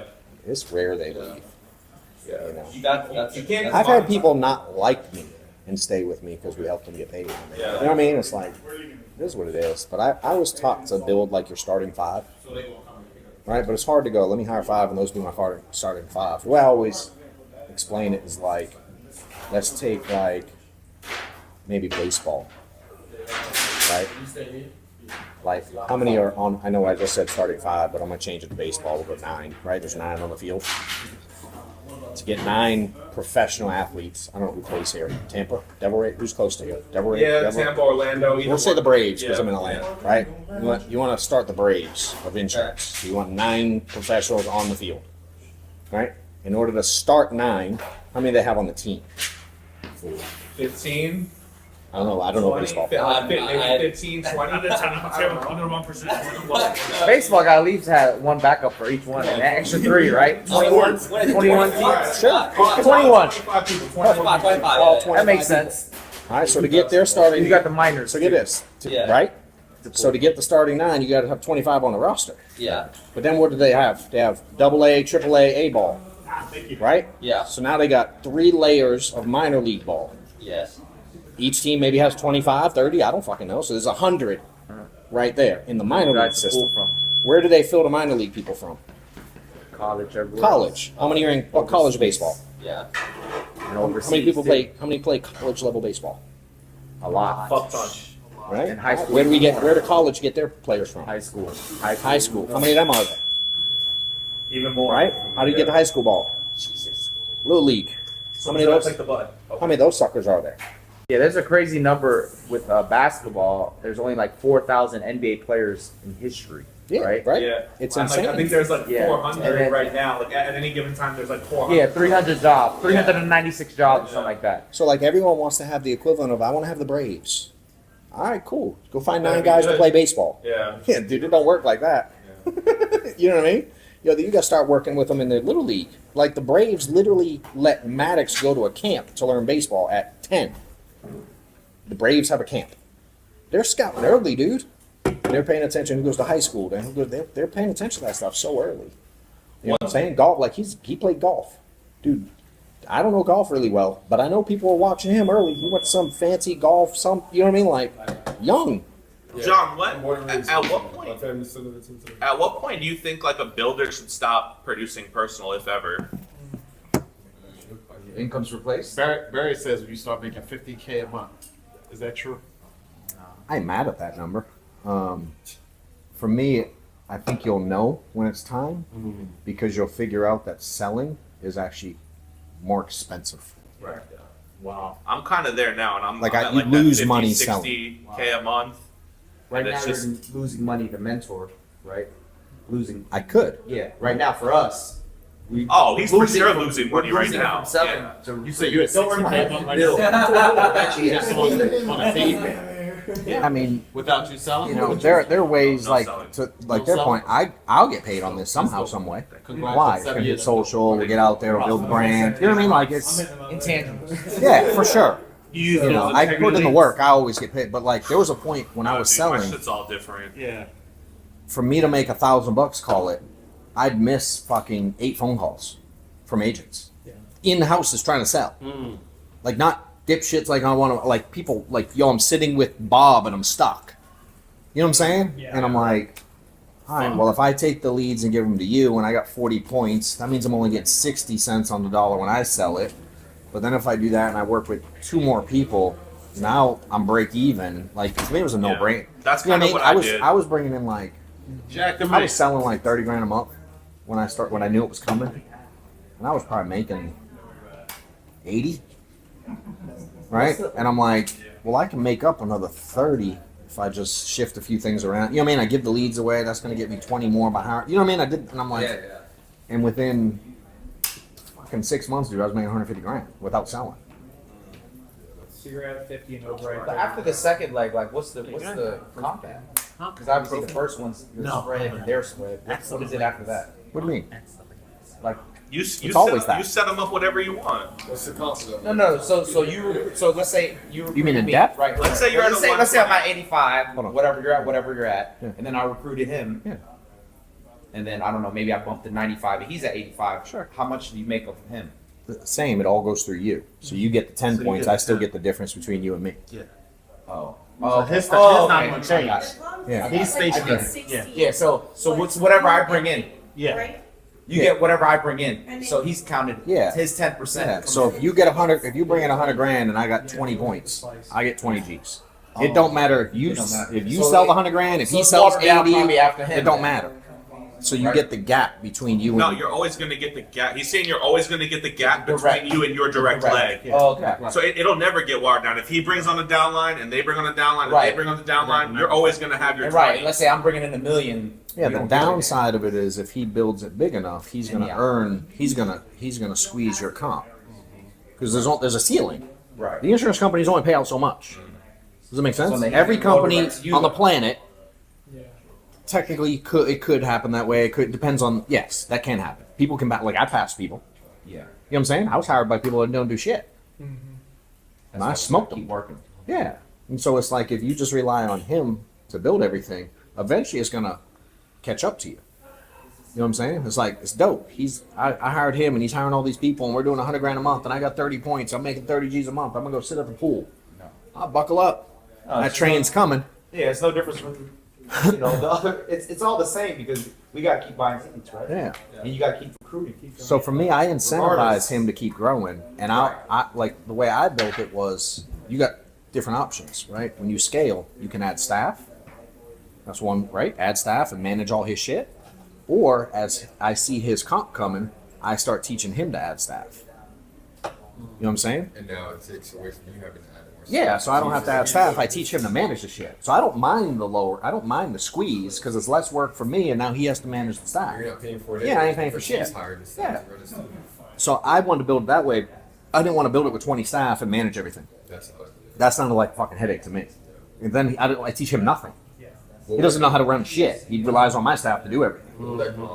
So you give him less comp to build, to basically. I give No, him you more give him comp. more You comp. give him, I'm I'm sorry. I take less you take spread. less comp. You take less. I'm gonna make spread less off to of give you him. because you're gonna to save me do what he time. does. Okay, I got it. Because if anything, time. So let's say if you're at 20, you might say, okay, I'm gonna take a 10. Yeah, I might give people a raise early. And you if they're gotta- doing good things, and you won't say you want to build, and you're listening. You're easy for me. You know what I mean? And I see opportunity, and you're gonna get there anyway. I'm giving away free game now, but I'm like, if you're gonna get there in 6 months anyway, let's just say, what the fuck's it hurt me if I give it away now? So I lose $4 grand for 6 months. Who gives a shit? So I invest 25 G's in you. I teach you how to build a business. You're automatic, and I get to go work over here, and I'm fucking printing money for the rest of the time. And all it cost me was 25 G's spread out over 6 months. And now you're fired up that I helped you out early. Does that make sense? And I'm like, I'm just being smart. One of my biggest mistakes, was giving a guy. You ever give somebody too much props? You know how you talked earlier. You give them too props, too much, too early. Sure. So let's say you might 100%. have them on a call. Oh, It's yeah. eating the ego. I'll start mess 'em talking. up sometimes. Next thing you know, they're diseased. They're like a bad apple that destroys the whole bunch. Because we had a great team. We probably doing about 175, which ain't shit to you. But to me, I was like, fuck it. I was like, great, you're doing 175K a month. I remember being there, bro. Like, I was fired up when I was there. I promise you that. Yes, I was like, give me. Yeah. Yeah, he kept talking to everybody. Man, COVID happened. Yeah. You gotta learn how to kill a cancer, dude. Yeah, It's a fine balance of highlighting someone. Do that again. And at the same time, and you can see I do it. I'm on purpose with it too. It's like it ain't that big a deal. Like I'm not blind to what we've done. Yeah. But I'm like I am just a dude that has the same license as y'all. I just done it long. You know what I mean? So even if you sell a lot, I'm like, he sells 500 grand a year. Okay. No offense, anyone can fucking do it if they put in the work you put in. Yeah. So it's cool that he's doing the work, but he's not special. Yeah. Because we're not. Yeah, edifying them. We're not. Yeah. You know, and some people like you did. It's no big deal to you, bro. The guy that bought me, he did 25 billion last year. I fall off the books right now. I'm a fucking rounding error to him. He don't give a rip. You know what I'm saying? Are you able to 25 billion. We did 200 million. Like, 25 billion. I don't know what the percentage is, but really small. I guess I was mindful coming into it, like understanding the industry, being new to it. It's you hear comps, you hear numbers, you hear this and that. Dude, you're gonna hear a lot of fucking Yeah. talk. Just here's what I learned. If I go fucking get paid, I do good, and if I help people get paid, I do better. All the other noise, who gives a shit? Like none of it matters, dude. Yeah, there's always noise. There's always fucking noise. You're like, Google this, Google that. You do Google your fucking religion. See how much bad shit's out there about that. You know what I mean? Like, what are you gonna do? Like, who cares? So much chaos that I was just like, I'm not gonna listen to anyone. Just come. For me, all about no noise. I don't even. As you see, I hear. I'm like, like who gives a shit? Just if you're getting paid and you're with good people, you know, it's all good. If you had to rebuild it right now, where would you start? What do you mean? Where would I start? What would you do? I mean, would you do anything different from? I mean, knowing what I know today or not. I mean, what I know today with connections and shit like that, dude, I could start an empire tomorrow. Right. You know what I mean? It's like, but if I was starting fresh, Like for the new guys, like they start if you rewound me and I got to keep a little bit of knowledge and, you know, I mean, dude, I love our space. I love the life space. I love the advanced model. What company are you currently with? I'm under FNO. Oh. Integrity. Dude, I would be smarter. There's not a ton. I don't go like, oh, I would do it totally different. I like working under infrastructure. I don't want to be the dude that has to fucking figure out all the pieces. I don't care. I don't need that necessarily. Yeah. Need my own IMO. Yeah, I'm not that. I don't give a shit. Sounds like a lot of fucking headache. I don't care about it. Yeah, I just don't give a shit. You know, I can do. So I would still run the same path. I even enjoyed, even though there's certainly people along the way. I'm like, but I learned from those situations. You know what I mean? I'm not one that's like, let's run to the green grass over there, because I don't believe it. I'm like, you're full of shit. Yeah. Like, I just think most people are full of shit. They are. You know? So that's facts. for me, it's like, dude, I don't need. The reality is, none of us need anybody to go and print money in this business. I didn't need you to get paid. You haven't needed me today to get paid. You know what I mean? Like, we need clients and we need to be able to prospect and talk to them. We need a product. All the other shit, dude, it all works. Every lead type works. Every company works. Every strategy works. Telesales, not telesales. One call close, not one call close. Fucking field sales, telesales, Zoom, not Zoom. Book appointments, don't book appointments. Health, fucking ACA. Cold call. They all work. That part, yeah. Yeah, power dollar, They all no power work. dollar, it all Correct. fucking works. Like, it's just who cares? I don't care. All the stuff, I don't care about it all. Just like, who gives a shit? It all fucking works. Just take your thing and go. Most people just don't. You just aren't pushing the pedal hard enough. That's most people. You know what I mean? Hey, go buy his book. He's got a book for Yeah, books on agents. sale. You got I got a couple, I bet. Yeah. Is that in that bag? Dump it out. See, it's like fucking Halloween right there. She knows exactly how many you had in the bag. Can I sell you? I got 4. Get Amanda. Oh, you noticed that. Sell you? I like her. I can take payment. I have a little thing. What's yourself? I can tap. So what, did you write the book for simplicity's sake? Did I write the book for what? Here he goes.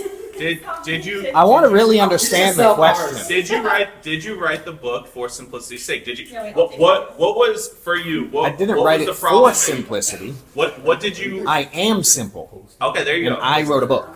So by default, it is simple. Okay. Because Did you see? Because you mentioned. Because what I said wasn't that crazy. Like monetizing in months instead of just saying 6 to 7 years, saying 70 to 80 months or whatever. It wasn't that crazy. But I can tell that you don't like things that are uberly simple, and I feel like, and I've heard from Arturo, he was like, bro, John's outlook, and I've seen your interviews and your podcasts, and I've seen your stuff. You speak before. I know how much you value just fuck the noise. Literally, you need a product, and you need to get prospects and leads to connect the dots between those two. Did you see so many people? Yeah, did you see? I wrote the book as a challenge to myself. Yep. I've had a lot of people tell me over the years I should write one. Yep. When I started speaking and training, it caught on. Yeah. I mean, it's. How much is a box?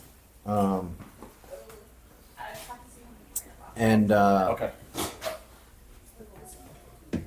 I had a fear of doing it. I don't really know why. I'm like, dude, I don't know. I'm not like English, like not just speaking it, but like proper. Like I'm learning Spanish, and they're like, do this with a pronoun and this with a verb and this with an adjective. I'm like, I don't know what that shit means in English, right? Yeah. Like, that's not the way to teach me. Yeah. Do this verb before the adjective. I'm like, conjugating the verb. And I don't know what conjugate means. Spanish 101 for sure. Like, now I get it, but I'm like, she had to teach me a different way. Yeah. Does that make sense? Because I'm like, it was difficult to get out of your own head to be like, I'm just gonna write this and fuck. Yeah. So I just had it on the sideline for a while, dude, and just quite frankly, man, a lot of people asked. Yeah. And they're like, and then a lot of people recommended that I should, and I'm like, sounds fucking complicated. Yeah. And then I just I do like doing hard things, so I just decided one day to fucking do it. And how long did it take you? Maybe like a year and a half, probably. It wasn't complicated because the way I went about it, I tried to sit down and physically write a book. But first of all, I couldn't even read the fucking writing after I wrote it. Fair? I was like, what did I write? Did you use Ghost? That I did. And then I was like, I have it on my phone. I'm like, this is awful. Like, because then I gotta like think a lot. But I'm like, what am I really good at? Fucking talking. Yeah. I'm like, what if I hire a company that just lets me talk? Yeah. And they fucking transcribe it. So you use like a ghostwriter? I mean, no. He had a transcriber. They talking. They wanted to do that, where they wanted to get my story, and then they tried to rewrite it. Yeah. And I read the first 2 chapters, and I said, that's not me. I didn't say that. Okay. Those are fucking big words. I don't know. Okay. If I have to Google the words in my own book, I didn't write it. I got it. You said this. I did not use that fucking word. I promise you.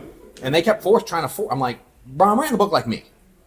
If they like me, they'll like the book because it's me. So we did. They helped me. I knew the concept. I had the concept. Do more. It literally means do more, but it's also an acronym that stands for some things that are important to me. So I had the concept, and so I got on with them, and then I was like, but I don't know how to write a book. Like it's like writing a movie. It's like, dude, there's things on purpose, and it flows right. So they helped me with the structure first, and so then we came up with all the chapters, and I was like, cool. And then when we had the chapters, I went one at a time, and I did the chapter on Zoom. They transcribed it. Pretty face. They sent it to me, and me and Amanda edited the thing. Okay. We did that chapter by chapter until we had the whole book. Then they sent the whole book in order, and what they would help with the order of things. Yep. Does it make sense? Because each chapter, some things overlap, some things you tell the same story. You know what I mean? So they helped kind of like organize it for me.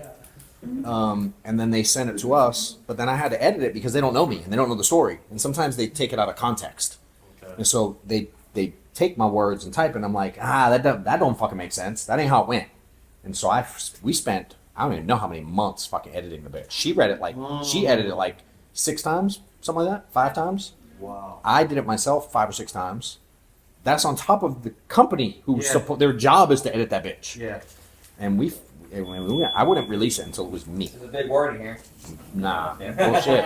And Ain't gonna be that many. I promise you, dude. Like, how does the structure go with that? Like, do they give you a publishing deal, or like, do they? I paid. I ain't made a fucking penny on that book. You haven't? Okay. Nah, dude. It cost me 20 G's to get it, and then I gotta pay every time to print it. Just 20 G's just to hire the person to do that. And you pay the annual print. The annual. You pay the. And I pay per. What do we pay? Like $4 a book to print it now. 60%. Well, if you buy it on Amazon, they take 60% rip right off the top. Yeah, so I don't see no money from it. I see like $2. If you buy it off the website, we buy it from a third party. We print them, we bring them to the website, and we pay like. It's like $3.80 a book. Yeah, so I pay $4 a book, but then I got to ship it, and we send all kinds of free shit with it. So I don't make no money. I make a couple bucks a book, maybe. Yeah, But it's you have to it's sell building. a ton of those for Dude, it's fucking marketing, bro. Yeah. My brand's blown the fuck up since I put that out. Yeah. Why didn't you increase the price a little? Because I wanted people. I don't know. I'm weird. So. Even if it's like $20. Because if you don't need it, if you're worried about promoting the brand, it's better. Yeah, like, because I'm like, what am I gonna do with $8? Yeah. I know $8 times $1 million of them's a lot of money, but You're like goodwill compound. I don't know, man. I was like, I don't know how did I come up with a price? Like, why did we say? I was like, because she tried to get me to put it for more. Is it 1, 2, 3, 4? It is 1, It 2, is. 3, 4. So there's meaning behind that too. Yeah. I think I wanted it at like $19.99 at first, and you were like, no, that's too much. I was like, nah, I'm gonna give it away. I'm gonna give away. I've been giving away game for a long time, and I'm like, I'm gonna make it easy entry. I don't know. Maybe I don't value myself, or maybe it was smart. I don't fucking know. But I'm like, I'm gonna make it I'm gonna make it. I don't know. I'm gonna make it so I can be like, I don't really make money on a book. I didn't write the book to make money on the book. I am gonna fucking make money from it because I do make indirect money because of it. But I'm like, I don't know, dude. I want to make it easy entry, and then 34 is like my favorite number. So I was like, I was got to have a 34 in the price. And then we started talking about ideas and 15, 34. I'm like, that sounds stupid. I don't know why. It just sounded dumb. Yeah. And then she has a number that's 12, and I'm like, we can make it 12, 34, and it'll be 1, 2, 3, 4, and then people will ask about it. We'll be talking about it and shit. And here we are. You know, so I was like, fuck it, let's do 12, 34. And if they buy it on Amazon, your profitability is like $2. You're like $2 in the green. I'm 40%. I keep 40%, right? 40%. So they, if 12, 30, I get 40. I get You get like $5. Yeah, you get like $3, $4. But they take off the book cost too. Yeah, The printing cost. So it's 40%, but then I pay the print cost, which is like it's a little cheaper at we're probably from Amazon. From Amazon? Yeah, I don't know. I think we were at like 500 the other day. Yeah. Damn. Not bad. It's been out for. We've sold probably between sold and I mess up and give away a lot of them sometimes. Yeah. Like I don't know. They bring them to like charge people, and then sometimes I'm like here. They keep buying like. I know. So we've probably we're probably a couple thousand books in. Yeah. Something like I only that. have 500 invoices. we paid through like 10,000. Yeah. Yeah. We give away. I do give them out. I like giving shit out, dude. We had a guy follow me in Mexico, and I'm like, go pick a shirt. I'll send. He's like, but I'm in Mexico. I'm like, yeah, but it's fucking dope. So I told my team, I'm like, I don't even know what it costs to send a fucking shirt to Mexico, but yeah, I probably lost $100. I'm like, fuck it. Someone tagged me in Mexico that I don't even know. He's like, you got a fan in Mexico? I'm like, fuck yeah. We got an event this month. Someone from Canada's coming, and someone from Puerto Rico. I'm like, shit. Some of the views now are coming from overseas. I'm like, this is fucking cool. That's awesome. I feel like that's freaking down out here. Do you ever have you Yeah, gotten to the making point in it your rain. career or where For you sure, made bro. money? Have you gotten to the point where you said, okay, I made this in insurance, let me diversify in terms of what I use my income? Real estate. I've made probably, Okay. I don't know how much I've made in real estate last few years. Probably. Probably not 2 million, but definitely over $1 million. Say $1.5 million, maybe. Yeah, something like that. She knows. Real quick, sorry to interrupt. Has anybody not gone upstairs yet? What's up? Has anybody not gone upstairs yet? I got a shower still. At some point. Okay, so we need to kind of make our way that way. We got it from 4 to 6. He said, There's "Get the food fuck over out." there. You gotta go. So, yeah, so just go ahead.